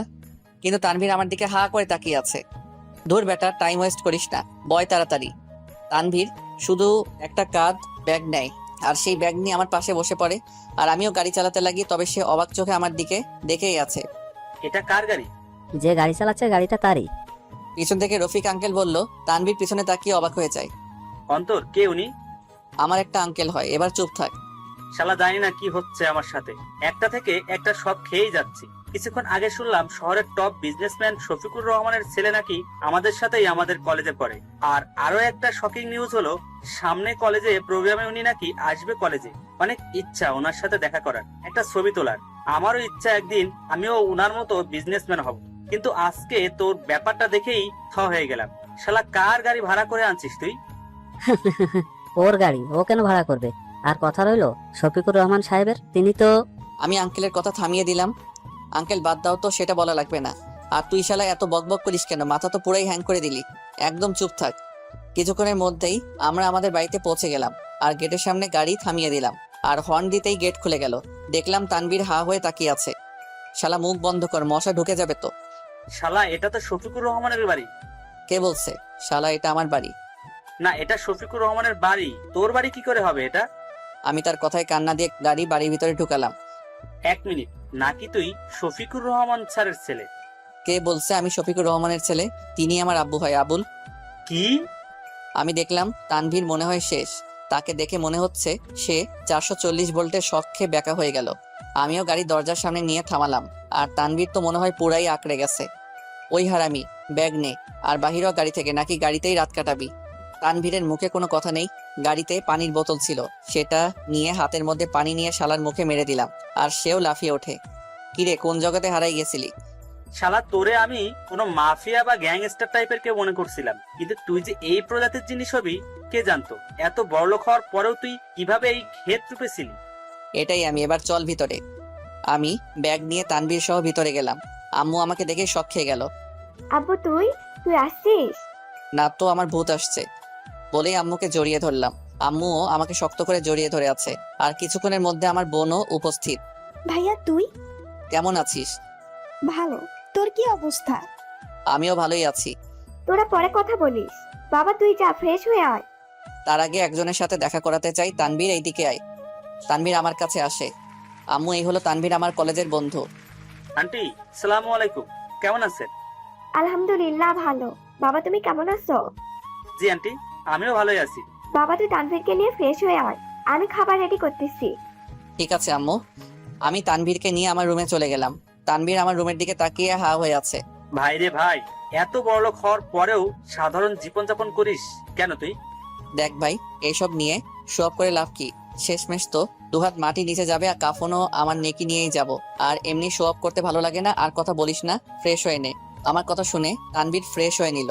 এরপর আমিও ফ্রেশ হয়ে নিলাম। এরপর হাত মুখ মুছে চলে গেলাম দুপুরের খাবার খেতে। খাওয়া দাওয়া শেষ করে তানভীরকে নিয়ে রুমে গেলাম আর রেস্ট করতে লাগলাম। আমি চোখ বন্ধ করে শোয়াতেই আমার ঘুম চলে আসে। সন্ধ্যাবেলা আমি উঠি আর দেখলাম তানভীর শালাও ঘুমের মধ্যে আছে। আমি উঠে একটু ফ্রেশ হয়ে নিচে অলরুমের দিকে যেতে লাগি। কিরে বাবা উঠছিস? হ্যাঁ, উঠলাম। তানভীর কোথায়? এখনো ঘুম ডাকি নাই। আম্মু, মনে হচ্ছে বাসায় কেউ আসছে। হ্যাঁ তোর আব্বু আসছে, আর কিছু লোক আসছে তোর আব্বুর সাথে দেখা করতে। ও তুই আমি নাস্তা দিচ্ছি। না আম্মু, তানভীর সহ নাস্তা করবো এখন না। আমিও হলরুমের দিকে যেতে লাগি, কারণ আমি কোনো চেনা মানুষের গলার আওয়াজ শুনতে পাচ্ছি। আমি একটু এগিয়ে যেতেই একজনকে দেখলাম, আর তাকে দেখেই দিলাম উল্টো দিকে দৌড়। আমি এক দৌড়ে উপরে উঠে রুমে ঢুকে দরজা মেরে দিলাম আর খাটে ধাম করে বসে পড়লাম। আমার বসাতে খাটটা নড়ে ওঠে আর তানভীরও লাফিয়ে ওঠে। ভূমিকম্প অন্তর, ভূমিকম্প? ওই শালা ভূমিকম্প না। আমি বসছি যে খাট নড়ে উঠলো। আর শালা রাতের ঘুম কি এখনই ঘুমিয়ে নিবি নাকি? না দোস্ত, উঠতাম তো, কিন্তু শরীরের অলসতা চলে আসছে তাই আর কি। কিন্তু তোকে অন্যরকম দেখাচ্ছে কেন? মনে হয় কিছু থেকে শখ খেয়ে আসিস। ঠিক বুঝছিস, শখ খাওয়ার মতোই কাণ্ড ঘটে আছে। কেন, কি হয়েছে? আব্বু বাসায় আসছে। শালা, এটা শখ খাওয়ার কি আছে? তোর আব্বু তো বাসায় আসবেই, এটা তো স্বাভাবিক ব্যাপার। তানভীর যা, শালা পুরা কথা তো শোন। আব্বু বাসায় আসছে ঠিকই, আর আব্বুর সাথে দেখা করতে দুজন লোকও বাসায় আসছে। তো তুই এখন কি বুঝাতে চাচ্ছিস? লোক তোরে দেখে ফিদা হয়ে গেছে, তোরে মেয়ের জামাই বানাইতে চাইতেছে নাকি? এক লাথি দিমু শালা, কথায় কথায় বাম হাত ঢুকাস। আম্মুর সাথে দুজন লোক তো দেখা করতে আসছে, কিন্তু তাদের মধ্যে একজন আমাদের পরিচিত, মানে আমাদের দুজনকে চিনে। আর তাকে দেখে সেই লেভেলের দৌড় দিয়ে পালিয়ে আসলাম। দেখলে তো আমার সত্যিকারের পরিচয়টা পেয়ে যেত। কে সে? কার কথা বলতেছিস তুই? সে আর কেউ না, তোমাদের থুক্কু, আমাদের এলাকার এমপি ও অরিনের আব্বু এমপি মোশাররফ হোসেন। কি? কিন্তু তিনি এখানে কি করতেছে? শালা এমন ভাবে জিজ্ঞাসা করতেছিস মনে হচ্ছে আমি সব জানি। শালা আব্বুর সাথে দেখা করতে আসছে তিনি। আর এমনিও অনেক পলিটিশিয়ানরা বিজনেসম্যানদের সাথে খাতির করে রাখতে চায় সুযোগ সুবিধা ভোগের জন্য। হয়তো সেই রকম কোনো একটা কারণে আসছে, কিন্তু তিনি যতক্ষণ আছে আমাদের রুম থেকে বের হওয়া যাবে, বুঝছস? ঠিক আছে, তুই যা বলিস। যা তাহলে ফ্রেশ হয়ে আয়। ওকে। তানভীর চলে গেল ফ্রেশ হতে, আর আমি ও আছি টেনশনের মধ্যে। যদি পর্দা ফাঁস হয় তাহলে তো হয়েছে। আমি যেভাবে থাকতে চাই সেভাবে শান্তিতে থাকতে পারবো না। আমিও শান্তভাবে রুমে বসে আছি, কি করব, বোর লাগতেছে, তাই মোবাইল বের করলাম আর শুরু করে দিলাম ফেসবুকিং। নেট অন করতেই নোটিফিকেশনের অভাব নেই। আজাইরা পোস্টের নোটিফিকেশনের সাথে মেসেজ নোটিফিকেশন তো আছেই। তবে দেখলাম অরিন মেসেজ দিছে। হাই, কি করো? লে হালুয়া বা পেটি দুটাই একই টাইমের জীবন ধ্যাতা তেনা করে জন্য লেগে আছে, নাকি একটু মজা নিব। তবে একটা কথা মাথায় আসতেছে, ইদানিং অরিন আমার সাথে একটু অন্যরকম ব্যবহার করতেছে। মানে মনে হচ্ছে তার মনে আমার জন্য কিছু একটা চলতেছে। ব্যাপারটা জানতে হবে আমাকে। দাঁড়াও, আমিও অরিনকে মেসেজ রিপ্লাই দিলাম। এই তো আছি আর কি একজনের সাথে। আপনি কি করেন? নাস্তা করতেছেন? হ্যাঁ করছি। কার সাথে আছো তুমি? জি, আমি আমার একটা বান্ধবীর সাথে আছি, তার বাসায় আসলাম। কি আশার বাসায় গেছো? না, আশা না, আরো একটা আছে। আমার অনেক পুরনো বান্ধবী, সে, তার নাম ঈশিতা। ঈশিতা? কে এই ঈশিতা? কোথায় থাকে সে? আর তুমি এখন কোথায় আছো? এই ভিডিও কল দিচ্ছি, কল রিসিভ করো। বলতে না বলতে ভিডিও কল চলে আসলো, আমিও কেটে দিলাম। আরে করেন কি? সে দেখলে কি না কি ভাববে। আর তাছাড়াও আপনি এত উত্তেজিত হচ্ছেন কেন? বান্ধবীর বাসায় তো আসলাম, এটাতে অসুবিধা কোথায়? অসুবিধায় কোথায় মানে? তোকে আমি আগেও বারণ করেছিলাম আমি আর আশা ছাড়া অন্য কোনো মেয়ের সাথে যাতে তোকে না দেখি। আর তুই কিনা কোথায় আছিস তুই? আরে আজব তুই তোকারি করতেছেন কেন? আর আমি যা ইচ্ছা করব, এতে আপনার এত সমস্যা কেন? আমার লাইফ আমি যা খুশি করব, যার সাথে ইচ্ছা তার সাথে মিশবো।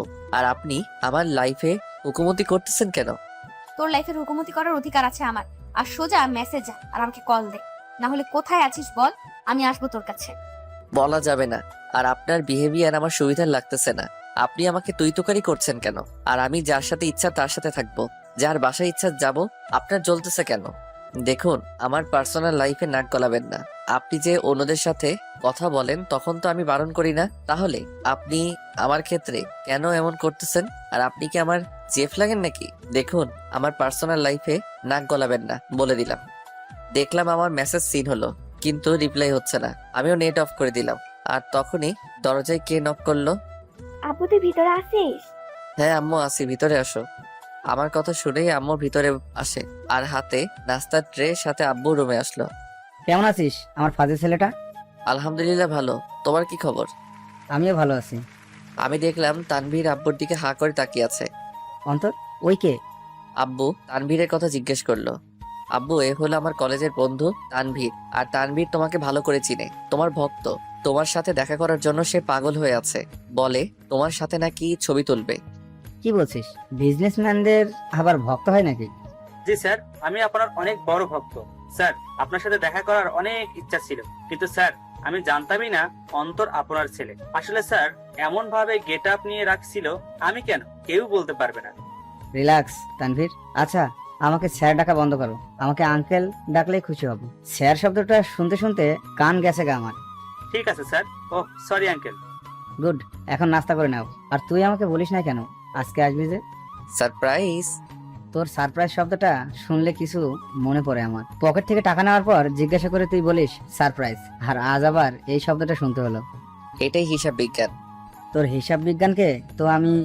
থাক থাক, কান দিও না। নাস্তা করছো তোমরা সবাই? না করব, তাহলে নাস্তা এখানে নিয়ে আসছো কেন? চলো নিচে চলো। মেহমান ছিল তাই এখানে নিয়ে আসলাম। পরে তোর আব্বু আমার সাথে আসে আর বলে তারা নাকি চলে গেছে।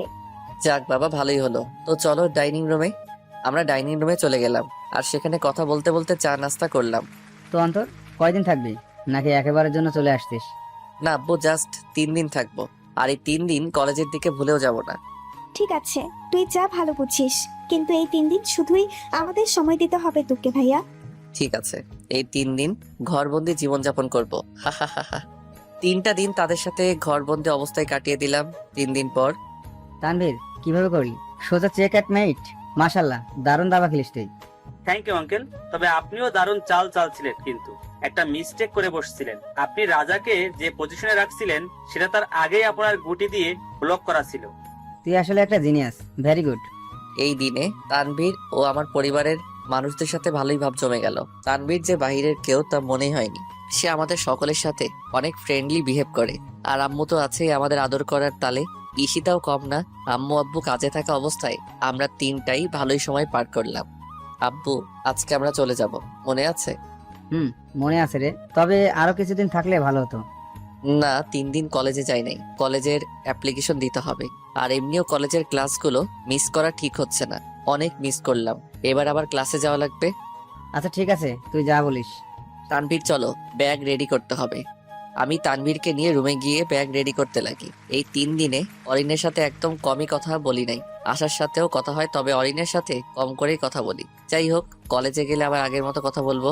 এখানে কথা কম বলার কারণ হচ্ছে অরিন কথায় কথায় আমি কোথায় আছি আর কলেজে আসি নাই কেন এইসবে জিজ্ঞাসা করতো। আমিও বলেছিলাম একটা গুরুত্বপূর্ণ কাজে বাড়িতে গেছে, কিন্তু সে তো আর এটাই জানে না আমার বাড়ি এই শহরেই, আর আমি কে সেটাও জানে না। আমাদের ব্যাগ রেডি করা শেষ। আমরাও ব্যাগ নিয়ে নিচে আসলাম। আমাদের গাড়িও রেডি আছে। আম্মু আব্বু, আমরা আসি, আবার দেখা হবে। সাবধানে যাবি বাবা, আর গেলে একটা কল দিস। আরে আম্মু, বেশিক্ষণের রাস্তা না, আর আমি তো সারা জীবনের জন্য চলে যাচ্ছি না। আবার আসবো তো। কান্না করতেছো কেন তুমি? আম্মু আমাকে জড়িয়ে ধরে আর কান্না করতে লাগে। আমিও আম্মুকে শক্ত করে জড়িয়ে ধরি।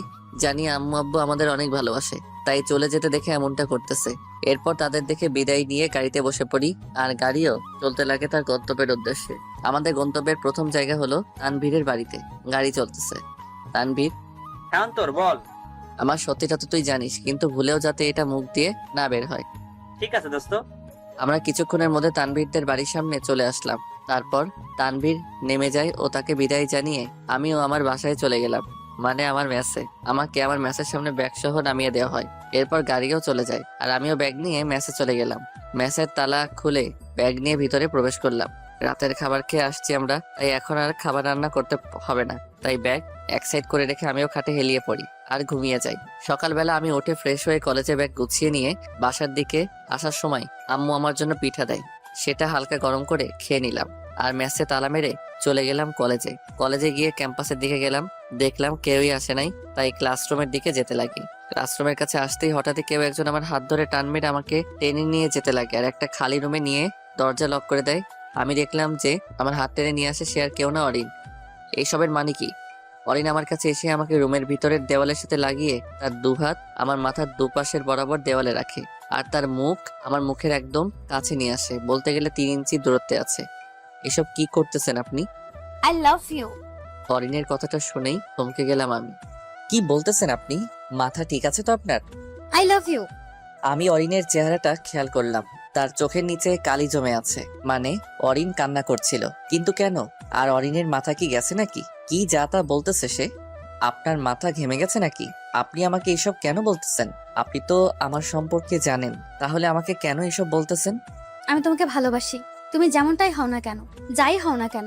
মোট কথা আমি তোমাকে ভালোবাসি, পারবো না তোমাকে ছাড়া থাকতে, তোমাকে অন্য কারো হতে দেখতে। আরে কান্না করতেছেন কেন? আমার পরিস্থিতি বুঝেন। আমার আপনার যায় না, আপনি হচ্ছে শহরের এমপির মেয়ে আর আমি কিনা একজন ড্রাইভারের ছেলে। তাহলে কি করি বা আপনার সাথে আমার? প্লিজ, হয়তো আপনি আবেগে চলে গেছেন, আবেগকে নিয়ন্ত্রণ করতে শিখুন। চুপ করো তুমি, আর একবার নিজেকে তুচ্ছ করে কথা বলবা তো ভালো হবে না বলে দিলাম। আরে আপনি রেগে যাচ্ছেন কেন? আর দেখুন, আমার সাথে আপনার জমে না, আমার সাথে আপনি থাকতে পারবেন না। আমি পারবো অন্তর, অনেক বেশি ভালোবাসি তোমাকে। তোমাকে অন্য কোনো মেয়ের সাথে দেখলে আমার সহ্য হয় না, খুব কষ্ট হয় আমার। এমনকি আশার সাথে থাকতে দেখেও, কিন্তু আশার কথাটা বললে তুমি রেগে যাবা, তাই বলিনি। কিন্তু আমি সত্যি তোমাকে ভালোবাসি আর হারাতে পারবো না। যদি তোমাকে না পাই মরেই যাব, তোমাকে প্রতিটা মুহূর্তে পাশে চাই। আর অন্তর, অনেক ভালোবাসি, ফিরিয়ে দিও না, মরেই যাব আমি তোমাকে না পেয়ে। সত্যি কি আমাকে ভালোবাসেন? পারবেন সকল পরিস্থিতিতে আমার পাশে থাকতে? নিজের যথাসাধ্য চেষ্টা করব তোমার পাশে থাকার, শুধু আমাকে ফিরিয়ে দিও না। অনেক বেশি ভালোবেসে ফেলেছি তোমাকে, পারবো না তোমাকে ছাড়া থাকতে। 3টা মাস তোমার সাথে থেকে বুঝতে পারলাম আমি জীবনের গুরুত্ব। তোমার সাথে থেকে তোমার মন মানসিকতা দেখে আমাকে তোমার প্রতি আকর্ষিত করে, আর এখন মন চায় সারা জীবন তোমার সাথে পার করতে। অন্তর প্লিজ, তোমার মনে জায়গা দাও আমাকে, পারবো না তোমাকে ছাড়া থাকতে আমি। শুধু একবার বলো ভালোবাসবে আমাকে। দেখুন, আমার মধ্যে কিছুই নেই, না আছে কোনো হাইফাই কোয়ালিটি। আমি সাধারণ একটা ছেলে। দেখেন, আমাকে কোনো কোয়ালিটি আছে আমার? না আমার জামা কাপড়ের কোয়ালিটি আছে। আর আমাকে আপনার পাশে দেখলে লোকে কি বলবে? এমপি সুন্দরী মেয়ে কোথায় থাকে, একটা ক্ষেত ধরে নিয়ে আসলো, আর আপনার বাবাও আমাকে মেনে নিবে না। আর আগের থেকেও আমার উপর রাগ আছে ওনার। আমি চাইলে আমার বাবা তোমাকে মানতে বাধ্য। আর কথা রইল সমাজের, কিসের সমাজ? আমি এই সমাজ মানি না। আর সমাজে কি আমাকে খাওয়ায় নাকি পড়ায়? আমি সমাজে পরোয়া করি না, আমি শুধু তোমাকেই চাই, যে কোনো মূল্যেই হোক। অন্তর, বড্ড ভালোবাসি, খুব ভয় হয় তোমাকে যদি হারিয়ে ফেলি আমি থাকতে পারবো না। আর তুমিই তো বলেছিলে একটা মানুষকে তার পোশাক ও তার বাহিরের দিক দেখে বিবেচনা করা যায় না, তার মন মানসিকতা দেখেই তাকে বিবেচনা করা যায়। তাহলে তোমার ক্ষেত্রেই বা কথাটার বিপরীত হবে কেন? আর কথা বাড়াবো না অন্তর, বড্ড ভালোবাসি তোমাকে। আমি দেখলাম অরিন কথাগুলো বলতেই ফুপিয়ে ফুপিয়ে কান্না করতে লাগে আর আমার বুকের মধ্যে মাথা লাগিয়ে নেয় আর আমাকে শক্ত করে জড়িয়ে ধরে। মনে হচ্ছে আমি কোথায় চলে যাব আর সে আমাকে ধরে আছে যাতে কোথাও যেতে না পারি। আজ সত্যি আমি অবাক হলাম, কাকে দেখছি আমি?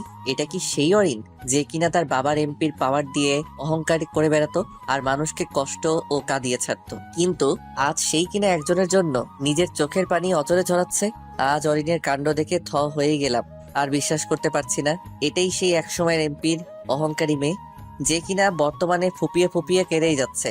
আজ সত্যি অরিনকে দেখে মনে হচ্ছে হয়তো অনেক বড় কিছুই পেয়ে যাচ্ছি আমি। তাকে পাই আর না পাই সেটা ফ্যাক্ট না, ফ্যাক্ট হচ্ছে তার মনের অহংকারটা দূর হলো।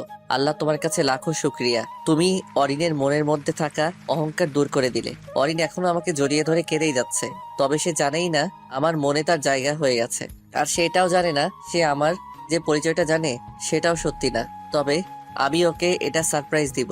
আজ অরিনের কথাবার্তা গুলো শুনে খুব ভালো লাগলো, আর এই রূপ পরিবর্তন দেখে আমি অরিনের প্রতি ফিদা হয়ে গেলাম।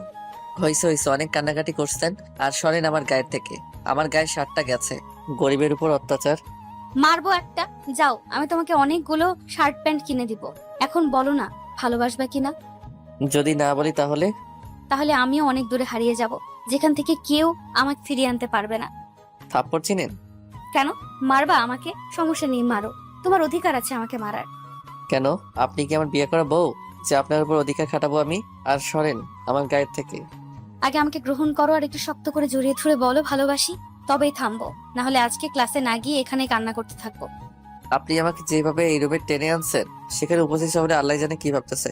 বাহিরে চলেন, না হলে তারা ইতিহাস সৃষ্টি করে দিবে, পরে বাহিরে আর শান্তিতে চলাফেরা করতে পারবো না। আগে আমাকে উত্তর দিবে, তবেই বের ছাড়া পাবা, তার আগে না। উত্তর দাও, ভালোবাসবে কিনা? আরে আজব, জোর করে ভালোবাসা আদায় করবেন নাকি? হ্যাঁ, প্রয়োজনে তাই করব। ক্লাসের সময় হয়ে গেছে, আর একটু সময় দেন না। ঠিক আছে, ক্লাসের পর বলবা, তবে উত্তর হ্যাঁ চাই আমি, না হলে এরপর যা করব পরে আমাকে কিছু বলতে পারবে না। অরিন আমাকে ছেড়ে দেয় আর আমরা দুজন এই রুম থেকে বের হই। অনেকেই আমাদের দিকে তাকিয়ে আছে, লও ঠেলা, জানি না কি ভাবতেছে তারা। অনেকে দেখে আবার আমাদের দিকে তাকিয়ে হাসতেছে। অরিন দেখে মুচকি মুচকি হাসতেছে আর আমার হাল খারাপ। কোনো মতে ক্লাসে গিয়ে বসলাম। ক্লাসে বসেই মোবাইলটা বের করে চিপতে লাগলাম, আর তখনই তানভীর আশা ক্লাসে আসে। কিরে, কি করিস? লুঙ্গি ড্যান্স করি, দেখিস না শালা কি করতেছে। অন্তর, তুমি রেগে আছো কেন? কিরে, কি হয়েছে তোর? আর সকালে তোকে আড়াল চোখে দেখতেছে নাকি তোর পর্দা ফাঁস হয়ে গেছে? পর্দা ফাঁস হয়ে গেছে মানে? কিসের পর্দা ফাঁসের কথা বলতেছো? না তেমন কিছু না, এমনি কথাটা বলছে সে। কি লুকাচ্ছ তোমরা দুজন আমার থেকে? কিছুই না রে। তবে একটা জিনিস বুঝলাম না, সকালে তোকে আর চোখে দেখতেছে কেন? আর বলিস না, আসতে না আসতে অরিন কাণ্ড ঘটিয়ে দিল। পরে তাদের সব খুলে বললাম। কি? হ্যাঁ, যা বললাম সবই সত্যি। তো এখন তুই কি অরিনকে গ্রহণ করবি? চিন্তা করতেছি গ্রহণ করব তাকে। অন্তর, মনে রাখিও, আবেগ আর ভালোবাসা দুটোই ভিন্ন। মানলাম সে তোমাকে প্রপোজ করলো, কিন্তু হয়তো সেটা আবেগের বশেও হতে পারে। আগে অরিনকে পরীক্ষা করে দেখো, আর এত তাড়াতাড়ি গ্রহণ করিও না তাকে। আগে দেখো সে তোমাকে ভালোবাসে নাকি তার মনে তোমার জন্য আবেগ কাজ করতেছে। কারণ যতটুকু তার সাথে চলাফেরা করে বুঝলাম, মেয়েটা অনেক আবেগী।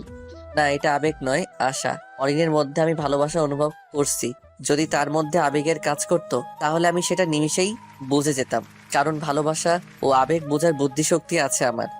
আমার কথাটা শুনে দেখলাম আশা চুপসে গেল, মানে তার মুখ কালো হয়ে গেল, কিন্তু কেন তা বুঝলাম না।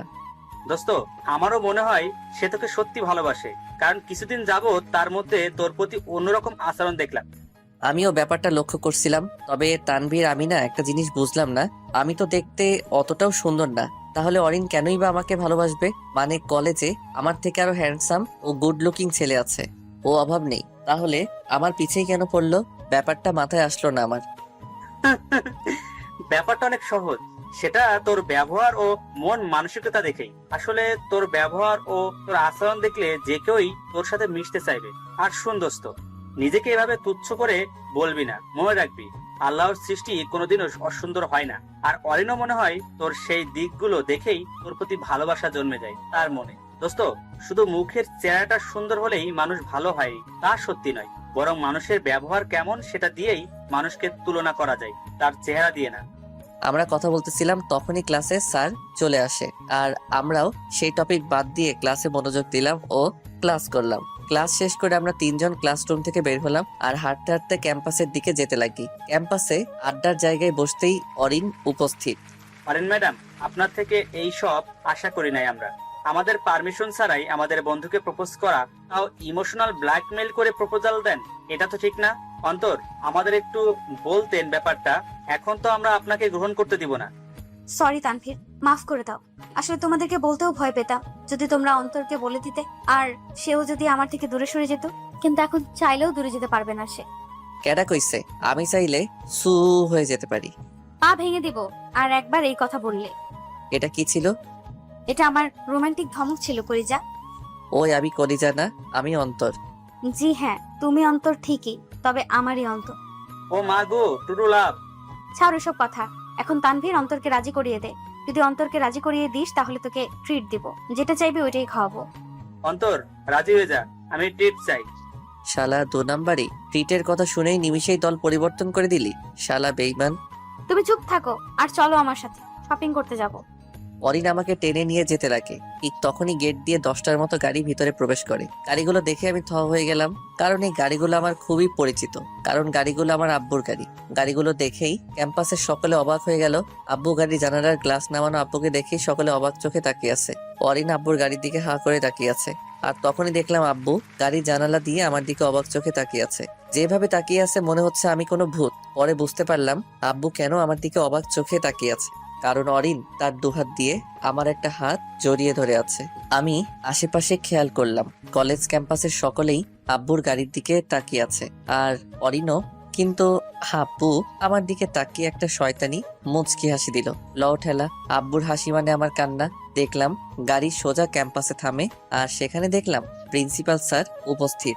এরই মধ্যে তানভীর আমার কাছে দৌড়ে আসে। তানভীর আমাকে কিছু বলতে যাবে, তখনই আমি তানভীরকে থামিয়ে দিলাম। অন্তর, শফিকুর রহমান আমাদের কলেজে আসছে, চলো ওইদিকে। আপনি যান, আমি আসতেছি। না, তুমিও চলো আমার সাথে। এই তানভীর, তুইও চল। তখনই আমার মোবাইলে কল আসে। দেখলাম আব্বু কল দিছে। আচ্ছা, আমি একটু আসতেছি। কই যাও তুমি? একটা ইম্পর্টেন্ট কল আসছে। আমিও সাইডে গেলাম আর কল রিসিভ করলাম। হ্যালো আব্বু, আসসালামু আলাইকুম, কেমন আছো? ওয়ালাইকুম সালাম। আমি তো ভালোই আছি, আর তোকে দেখেও তো মনে হচ্ছে ভালো আছিস। মেয়ে নিয়ে ঘোরাঘুরি করছিস, ভালোই তো। আরে আব্বু আর বলিও না, ছদ্মবেশে থাকার পরেও কেমনে যে খ্যাতকে মেয়েরা পছন্দ করলো আল্লাহই জানে। আচ্ছা, তুমি হঠাৎ কলেজে আসলা যে, কোনো কাজ আছে? আছে, প্রিন্সিপাল স্যারের সাথে। আর তুইও প্রিন্সিপাল স্যারের রুমে আয়। আচ্ছা, আসতেছি বলেই কল কেটে দিলাম। জানি না এখন কি হবে আমার সাথে। আব্বু তো দেখছেই অরিন যেভাবে আমার হাত ধরছিল। না যাই প্রিন্সিপাল স্যারের রুমে, আমি দেখলাম অরিন ও তানভীর ক্যাম্পাসে সেই ভিড়ের দিকে চলে গেল। তাই আমিও আস্তে করে অন্য জায়গা দিয়ে আস্তে করে প্রিন্সিপাল স্যারের রুমের দিকে চলে যাই। আর রুমের সামনে দেখি আব্বুর কিছু গার্ড দাঁড়ায় আছে। আমিও তাদের কাছে গেলাম। তারা আমাকে ভালো করেই চিনে, তাই তারা আমাকে জায়গা দিয়ে দেয় প্রিন্সিপাল স্যারের রুমের ভিতরে যাওয়ার। কিন্তু অবশ্যই একটা নিয়ম আছে প্রিন্সিপাল স্যারের রুমে যাওয়ার। মানুষ যত বড় কিছুই হোক না কেন, নিয়ম মেনে চলতেই হবে। আমিও প্রিন্সিপাল স্যারের রুমের সামনে দাঁড়িয়ে দরজায় নক করলাম। স্যার, আসতে পারি? কে? ভেতরে আসো। আমিও অনুমতি নিয়ে ভিতরে প্রবেশ করলাম। দেখলাম আব্বু বসে বসে প্রিন্সিপাল স্যারের সাথে কথা বলতে ব্যস্ত। স্যার, আসসালামু আলাইকুম। ওয়ালাইকুম সালাম। কিছু বলবা? তাহলে তাড়াতাড়ি বলো। স্যার, আমাকে এখানে ডেকে আনা হয়েছে কিছু বলার জন্য। কে ডেকে আনছে তোমাকে? আমি ডেকে আনছি স্যার। আব্বুর কথা শুনে প্রিন্সিপাল স্যার হয়ে গেল। কি বলতেছেন আপনি? আপনি একে ডাকিয়ে আনছেন? আপনি কি চিনেন ছেলেটাকে? আমার থেকে ভালো আর কে চিনবে এই ছেলেটাকে? তার নাম মোহাম্মদ ওবায়দুল রহমান অন্তর, তাই তো? হ্যাঁ, কিন্তু আপনি কি করে চিনেন ছেলেটাকে, আর নাম কিভাবে জানেন? বললাম তো, এই ছেলেকে আমার চেয়ে ভালো আর কেউই চিনবে না, কারণ ছেলেটার আব্বু বলে কথা। কথাটা শুনেই প্রিন্সিপাল স্যারের চেহারার নকশাই পরিবর্তন হয়ে গেল। ছেলেটার আব্বু বলে কথা মানে কি? হ্যাঁ, ও আমারই ছেলে, মোহাম্মদ ওবায়দুল রহমান অন্তর। আর কেউ না, আমারই ছেলে, যে এতদিন আপনাদের কলেজে পড়ে আসছিল। তার পরিচয় গোপন রেখে আপনাদের কলেজেই পড়ে আসতেছে, অথচ এ আমারই ছেলে, তা কাউকে বুঝতে দেয়নি সে। আব্বুর কথা শুনে প্রিন্সিপাল স্যার তার চেয়ার থেকে দাঁড়িয়ে যায়, আর আমার দিকে অবাক চোখে তাকিয়ে থাকে সে। হয়তো সে ভাবতেও পারিনি শহরের টপ বিজনেসম্যানের ছেলে তাদের সাথে চলাফেরা করছে। বাবা, তুমি ওনার ছেলে? জি স্যার, উনি আমার আব্বু। কথাটা বলতেই প্রিন্সিপাল স্যার সেই লেভেলের শক খেয়ে গেল মনে হচ্ছে। এখনই কিছু একটা হয়ে যাবে তার। তুমি? স্যার, কিছু বলতে চাচ্ছেন? বলেন, সমস্যা নেই। তুমি কি আমাকে বলার মতো অবস্থায় রাখছো? আর তুমি যে এনার ছেলে, আমাকে আগে বলো নাই কেন? আমি আব্বুর পরিচয় দিয়ে চলাফেরা করতে চাই না, তাই কাউকে বুঝতে দেই নাই এই কথাটা। আর যদি আপনাকে এই কথাটা বলতাম তাহলে আপনি আমাকে অন্যদের চেয়ে আলাদা চোখে দেখতেন, আমাদের প্রতি এক্সট্রা যত্ন নিতেন। কিন্তু আমি চাই অন্য সকলের মতো থাকতে। আর আব্বু নামকরা বিজনেসম্যান হয়েছে বলেই বড়াই করে বেড়াতে হবে নাকি? আমি সাধারণভাবে চলাফেরা করতে চাই, যেমনটা অন্যরা করেই থাকে। আমি নিজের আব্বুর পরিচয়ে চলতে চাই না, আমি নিজের পরিচয় তৈরি করে চলাফেরা করতে চাই, যাতে কেউ বলতে না পারে আমি আমার আব্বুর পরিচয়ে চলাফেরা করি, তার পাওয়ার ও টাকার বড়াই করে থাকি। আমি সকলের মন জয় করে তাদের সাথে চলাফেরা করতে চাইছিলাম, আর নিজেকে অন্যদের মতো রাখতে চাই, যাতে তারা আমার সাথে মিশতে সংকোচ বোধ না করে। আর আমি শেষমেশ সেটাই করছি। আজই কলেজে সকলে আমার পরিচয় চিনে, যেটা আমি চেয়েছিলাম। আর এটাই আমার সবচাইতে বড় পাওয়া। আর তাছাড়া আমি আমার আব্বুর পাওয়ার ও টাকা দিয়ে অহংকারী করে বেড়াতে চাইনি বলেই এমনটা করলাম। এই না হলে আমার ছেলে। সত্যি আজকে তোর উপর গর্ববোধ করছি আমি। I am proud of you আমার ছেলেটা। থ্যাংক ইউ আব্বু। তুমি সত্যি আমাকে অবাক করে দিলে। আমি এই প্রথম এমন একজনকে দেখলাম যার কাছে এত পাওয়ার ও টাকা থাকার পরেও সে সাধারণভাবে চলাফেরা করে। আর বাবা, তুমি নিজেকে বাকিদের সাথে তুলনা করো। আসলে বাবা, তোমার মতো ছেলে তেমন দেখা যায় না। আর আমি সত্যিই ভাগ্যবান তোমার মতো একজনকে আমাদের কলেজে দেখে, যার মধ্যে না আছে অহংকারী, না আছে কোনো টাকার বড়াই। অথচ আমি এই কলেজে এমন কিছু ছেলে মেয়ে দেখছিলাম যাদের তোমার থেকেও কম ক্ষমতা থাকার পরেও তারা তাদের ক্ষমতা দিয়ে দাপটগিরি করে গেল। শফিকুর রহমান স্যার, আজ আপনার গর্ববোধ করা দরকার এমন ছেলের বাবা বলে। আমিও গর্বিত এমন ছেলেকে আমাদের কলেজের স্টুডেন্ট হিসেবে পেয়ে। ঠিকই বলছেন, তবে আমার ছেলেকে নিয়ে অনেক আগে থেকেই আমি গর্ববোধ করি, কারণ আমি তার মনোমানসিকতা ও আচরণ সম্পর্কে আগে থেকে জানি। অন্তর, আজ তোর জন্য আমার মনে তোর প্রতি সম্মান আরো বেড়ে গেল। তুই আমার ছেলে বলেই আমি সন্তুষ্ট নই, বরং আমি তোর আব্বু বলেই নিজেকে পরিচিতি দিতেই অনেক সন্তুষ্ট। আচ্ছা হইছে, আমাকে এখানে ডেকে আনছো কেন সেটা বলো। আমার পর্দা তো প্রিন্সিপাল স্যারের কাছে ফাঁস করেই দিলে, এখন বলেই দাও কেন আসতে বলছো। ডাকছি সেটা হলো ওই মেয়েটাকে যে তোর হাত জড়িয়ে ধরেছিল। আব্বু, এই টপিক নিয়ে অন্য কোথাও বলবো, এখানে না। আরো অনেক কাহিনী আছে। ঠিক আছে, তবে তুই আমার সাথে বাড়ি যাচ্ছিস। আচ্ছা ঠিক আছে, গেলাম। তবে আমি তাহলে বন্ধুদের কাছে যাই, যাওয়ার সময় দেখা হবে। ঠিক আছে, যা। আচ্ছা তাহলে আসি, ভালো থাকবেন স্যার, খোদা হাফেজ, আসসালামু আলাইকুম। বলেই আমি প্রিন্সিপাল স্যারের রুম থেকে বেরিয়ে গেলাম। অনেকদিন যাবৎ মিথ্যা পরিচয় দিয়ে আমি কলেজে আছি, তবে বলে না, সত্যি একদিন না একদিন প্রকাশ হবেই। আর আজ প্রিন্সিপাল স্যার জেনে গেল, কাল অন্যরাও জেনে যাবে, তাতে সমস্যাও নেই, কারণ এখন জানলেও কোনো প্রকার অসুবিধা হবে না। কারণ মিথ্যা পরিচয় দিয়েই অনেকের সাথে বন্ধুত্ব করে ফেলছিলাম। তারা আমার সেই মিথ্যা পরিচয়কে সত্যি ভেবে আমার সাথে বন্ধুত্ব করে এখন সত্যিটা জানলেও কিছু হবে না। আমি ক্যাম্পাসে চলে গেলাম, দেখলাম অরিন, আশা ও তানভীর উপস্থিত। আমিও তাদের কাছে চলে গেলাম। কই গেছিলা তুমি? গেছিলাম আর কি, তবে একটা জিনিস বুঝলাম না, আপনার বাবা তো এমপি, তাহলে আপনি শফিকুর রহমানের সাথে দেখা করার জন্য এত উথাল পাতাল কেন? আপনি চাইলেই তো আপনার বাবার দ্বারা দেখা করতে পারেন। না, সেটা হয় না। আব্বু অনেক কষ্টের পর শফিকুর রহমানের সাথে দেখা করেছিল। আসলে শফিকুর রহমান স্যার অনেক ব্যস্ত একজন মানুষ, আর আমি এমপির মেয়ে বলে কি দেখা করতে পারবো নাকি? আমার আব্বুর চেয়েও বড় বড় মানুষ তার সাথে জাস্ট দেখা করার জন্য রাস্তায় দাঁড়িয়ে থাকে। ও সমস্যা নেই, হয়তো সামনে প্রতিদিনই তার সাথে দেখা হবে। ঘুম থেকে ওঠার পর থেকে ঘুমানোর আগ পর্যন্ত দেখা হবেই। আর অরিন হতে পারে তোমার হাতের মিষ্টান্ন খাবার শফিকুর রহমান স্যার রোজ খেতে চাইবে, তাই একটু রান্না বান্না শিখে নিন। মানে কি বলতে চাচ্ছ তুমি? আমার হাতের রান্না কেন খেতে যাবে উনি? আমি যতটুকু শুনলাম, শফিকুর রহমানের স্যারের ছেলে নাকি আপনাকে পছন্দ করছে, হতে পারে আপনি তার বউ হয়ে যেতে পারেন। আমার কথাটা শুনে অরিনের চোখ বড় বড় হয়ে গেল, তার চেহারায় আমি এক আতঙ্ক দেখতে পাচ্ছি। না, কোনোভাবেই না। তুই কি মগের মূল্যক নাকি? আমি তোমার ছাড়া আর কারোর হতেই পারি না অন্তর। আমি শুধুই তোমার, আমাকে কোনোভাবেই তোমার থেকে আলাদা করতে পারবে না। আরো একটু আগে প্রিন্সিপাল স্যারের রুমে আমাকে ডেকে নিয়ে অনেক কথা শোনায় সে, আর বলে আমি যাতে তোমার থেকে দূরে সরে যাই, না হলে গুন্ডা দিয়ে আমার হাত পা ভেঙে দিবে। না, আমি তোমার ছাড়া অন্য কারোর হতে পারবো না। তিনি বিজনেসম্যান ও তার হাতে পাওয়ার আছে বলেই কি যা খুশি তাই করে বেড়াতে পারবে নাকি? আমি তোমাকে ভালোবাসি আর তোমাকেই আমি চাই। আমি আজই আব্বুকে বলবো যাতে আমাদের বিয়ের ব্যবস্থা করে। আমি তোমাকে ছাড়া আর কাউকেই ভালোবাসতে পারবো না। কিন্তু অরিন, আমার কাছে না আছে টাকা পয়সা, না আছে দামি গাড়ি বাড়ি, না আছে কোনো চাকরি, তাহলে আমি কি করে তোমাকে রাখবো? আমার মতে আমাকে ভুলে যাও, আর আমারও কোনো যোগ্যতা নেই তোমাকে পাওয়ার। চুপ, একদম চুপ করো। আমি আজই আমাদের বিয়ের ব্যবস্থা করতেছি। আমি এক্ষুনি আব্বুকে কল দিচ্ছি, দাঁড়াও। বলেই অরিন মোবাইল বের করে তার আব্বুর সাথে কথা বলতে লাগে। আর দেখলাম তানভীর শালা মুচকি মুচকি হাসতেছে, কারণ তো জানেননি। চলো আমার সাথে, আমরা আজই বিয়ে করব। আর দেখতে চাই কে তোমাকে আমার থেকে আলাদা করতে পারে। আমি শুধুই তোমাকে চাই, আর চাকরির কথা ভাবিও না, সেটা আমি ব্যবস্থা করে দিব। মোট কথা, যে কোনো মূল্যেই তোমাকে চাই, হারাতে চাই না তোমাকে। ঠিক আছে, তুমি যা বলো, তবে আমার পাশে একটা কাজ আছে, সেটা শেষ করে তোমাদের বাড়িতে আসতেছি, তুমি যাও। তখনই আমার মোবাইলে কল আসে, দেখলাম আব্বু কল দিছে। আমি কল কেটে মেসেজ করে দিয়ে বলে দিলাম গেটের বাইরে একটা গাড়ি রেখে বাসায় চলে যেতে, সাথে যেন ড্রাইভারও থাকে। অরিন তাড়াহুড়া করে চলে গেল, আর তানভীর জোরে জোরে হাসতে লাগে। শালা কি গেম খেললি তুই? শালা চুপ। শালা মেয়েটাকে যা দিলি সে তো সিরিয়াস হয়ে গেল। 1 মিনিট, কিসের গেমের কথা হচ্ছে? তাহলে শুনেন, অনেকদিন যাবৎ আপনাদের বলে আসছি আমি ড্রাইভারের ছেলে, তবে সেটা সত্যি নয়।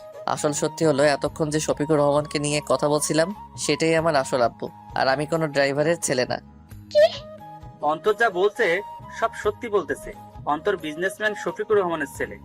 হ্যাঁ, আমি দেখতে চাইছিলাম আব্বুর সেই পরিচয় ছাড়া চলতে পারি কিনা। তাছাড়াও আমি সাধারণভাবে চলাফেরা করতেই পছন্দ করি, তাই ছদ্মবেশে এই কলেজে ছিলাম। তবে আজ আশা আপনাকে আগে আমার সত্যিটা বলে দিলাম। তানভীর আগেই আমার সত্যিটা জেনে গেছে, আর আমি এটাও জানি একসময় সকলেই আমার সত্যিটা জেনে যাবে। তবে আপাতত অরিন থেকে কথাটা লুকাতে হবে, কারণ আমি কিছু একটা ভেবে রাখছি আর আমাকে যেতে হবে। আর আমি যতক্ষণ বলবো না ততক্ষণ পর্যন্ত অরিন যাতে সত্যিটা না জানতে পারে। বলে তাদের থেকে বিদায় নিয়ে গেটের বাইরে চলে গেলাম। সেখানে আমার জন্য গাড়ি অপেক্ষা করতেছে।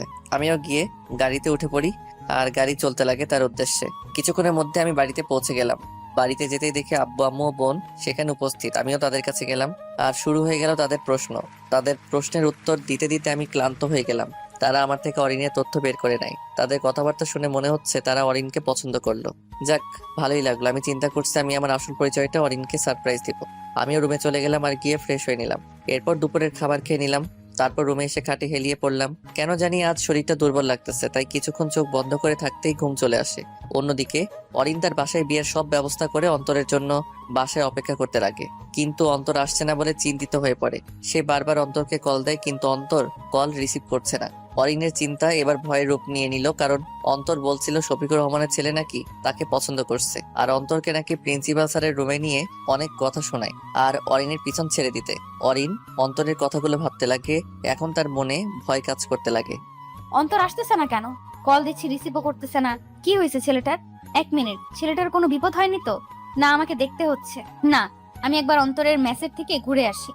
বলেই অরিন বাসায় থেকে বেরিয়ে যায় আর চলে যায় অন্তরের ম্যাচের দিকে। ম্যাচে গিয়ে দেখে ম্যাচে তালা দেওয়া। এবার অরিনের মনে ভয় আরো বেড়ে গেল। অন্তরের রুমে তালা দেওয়া কেন? সে তো বলছে এখানে এসে বাসার কাজ করে আমাদের বাড়িতে যাবে। তাহলে সে এখানেও নেই আর আমাদের বাড়িতেও যায়নি, তাহলে গেল কোথায়? নাকি শরীফুর রহমান কিছু একটা করেছে তার? না, আমি এক্ষুনি তার বাড়িতে যাব। বলেই অরিন রওনা দিল শফিকুর রহমানের বাড়ির দিকে। আজ অরিনের মাথা গরম হয়ে আছে, কারণ সে তার ভালোবাসাকে হারিয়ে ফেলতে চলেছে। অরিন যেতে যেতে তার আব্বুকেও কল করে আসতে বলে। অরিন শফিকুর রহমানের বাড়ির সামনে দাঁড়িয়ে আছে আর কিছুক্ষণের মধ্যে অরিনের বাবা উপস্থিত হয়। কি হয়েছে মা, তুই আমাকে এখানে আসতে বলেছিস কেন? আব্বু, আমি অন্তরের মেসে গিয়েছিলাম, তার মেসে তালা দেওয়া। অন্তর বলছিল শরীফুর রহমান নাকি তাকে হুমকি দিছে যাতে আমার পেছন ছেড়ে দেয়। তার ছেলে নাকি আমাকে পছন্দ করছে। কিন্তু আমি তোমাকে বলছি, আমি শুধুই অন্তরকে ভালোবাসি আর তাকেই চাই। আব্বু, আমার মনে হচ্ছে শরীফুর রহমান বা তার ছেলেই অন্তরের কিছু একটা করেছে। কি বলিস এইসব মা? ঠিক আছে, আমি দেখছি ব্যাপারটা। বলেই অরিনের বাবা মোবাইল বের করে শফিকুর রহমানকে কল দেয় আর কথা বলে নেয়। কিছুক্ষণ পরেই বাড়ির গেট খুলতে অরিন ও তার বাবা ভিতরে প্রবেশ করে সোজা বাড়িতে ঢুকে যায়। সেখানে শফিকুর রহমান বসে বসে খবরের কাগজ পড়তেছিল।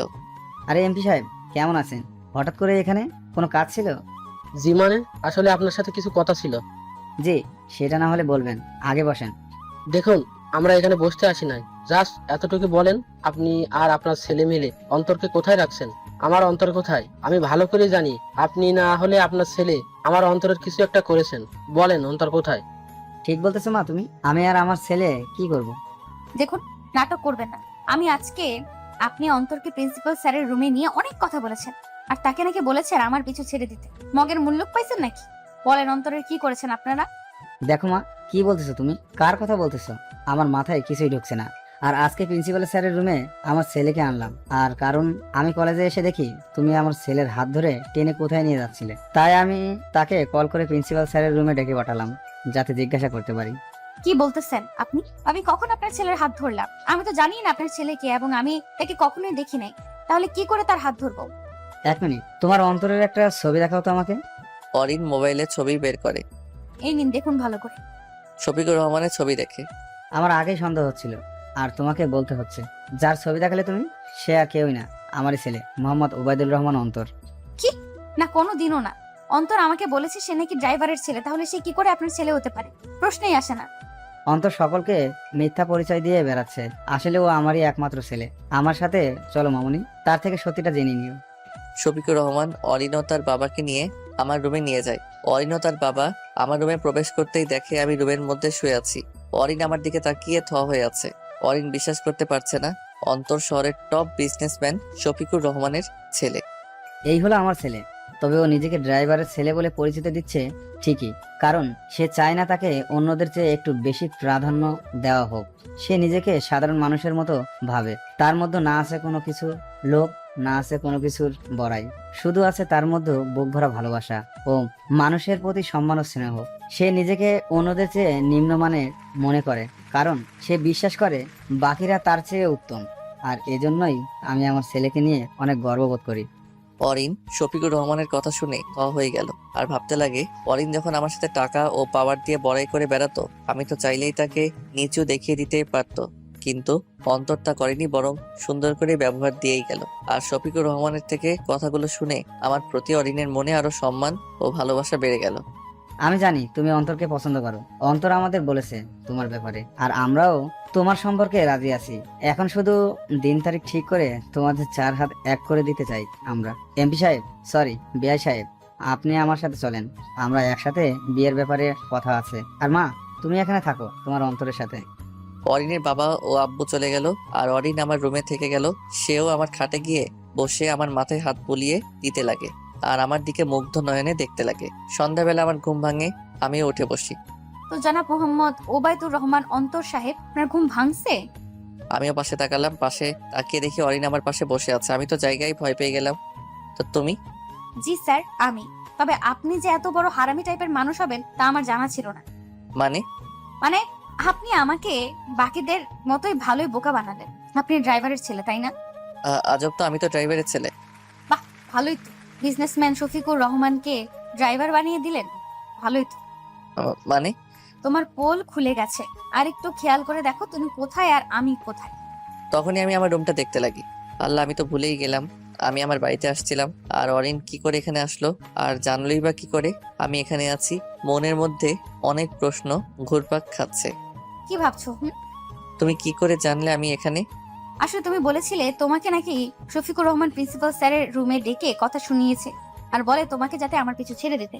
আর আজকে আমাদের বিয়ের কথা ছিল, পরে তুমি আসোনি বলেই আমার চিন্তা হয়, তাই আমি তোমার মেসে গিয়েছিলাম। সেখানে তালা দেওয়া দেখে আমার মনে ভয় কাজ করে। পরে মনে পড়লো তোমার সেই কথাগুলো। আমি মনে করছিলাম শফিকুর রহমান ও তার ছেলে মিলে তোমার কোনো ক্ষতি করে দেয় নাই তো, তাই আমি এখানে আসি। আর যা শুনে পুরো থ হয়ে গেলাম। কিভাবে পারলে ডবল গেম খেলতে?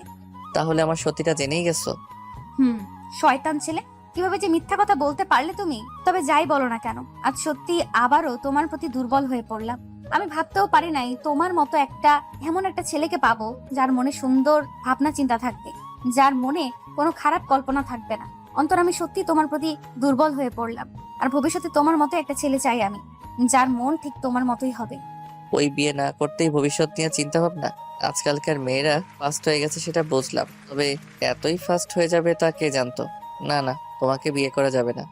বলতেই অরিন আমাকে একটা ধাক্কা মেরে খাটে ফেলে দেয় আর সেও আমার উপর চড়ে বসে। এই, কি বললে তুমি? আমাকে বিয়ে করবে না মানে? বেশি কথা বললে না সোজা কিডন্যাপ করে নিয়ে যাব। আমাকে চেনো না তুমি, আমি যা চাই তা পেয়েই ছাড়ি। অরিন আমার মতো চিকনা ছেলেটার উপর চড়ে উঠলে কেন? আমি চিপে মরে যাচ্ছি। সহ্য করতে শিখে নাও, সামনে থেকে প্রায় সময়ই এইভাবে তোমার উপর চড়ে বসে থাকবো। আর একটা কথা ছিল। আর কি বলবেন? মরে গেলাম তো। অরিন আমার কাছে এসে তার ঠোঁটের ছোঁয়া আমার ঠোঁটে দিয়ে দিল। এটা কি ছিল? এটা আমার কলিজাটার জন্য স্পেশাল আদর ছিল, সামনে আরো দিব, কেমন? চাই না এই স্পেশাল আদর, আর তোমাকেও চাই না। ভাগো এখান থেকে। এই তোমার সাহস তো কম না আমাকে থাকতে বলতেছো? দাঁড়াও, দেখাচ্ছি মজা। বলেই আবারও অরিনের ঠোঁট দিয়ে আবার আমার ঠোঁট জোড়া দখল করে নিল। কিছুদিন পরে আমার আর অরিনের পরিবারের সহমতেই বিয়ে হয়ে গেল। আর বিয়ের দিনই আমার আসল পরিচয় ফাঁস হয়ে যায়।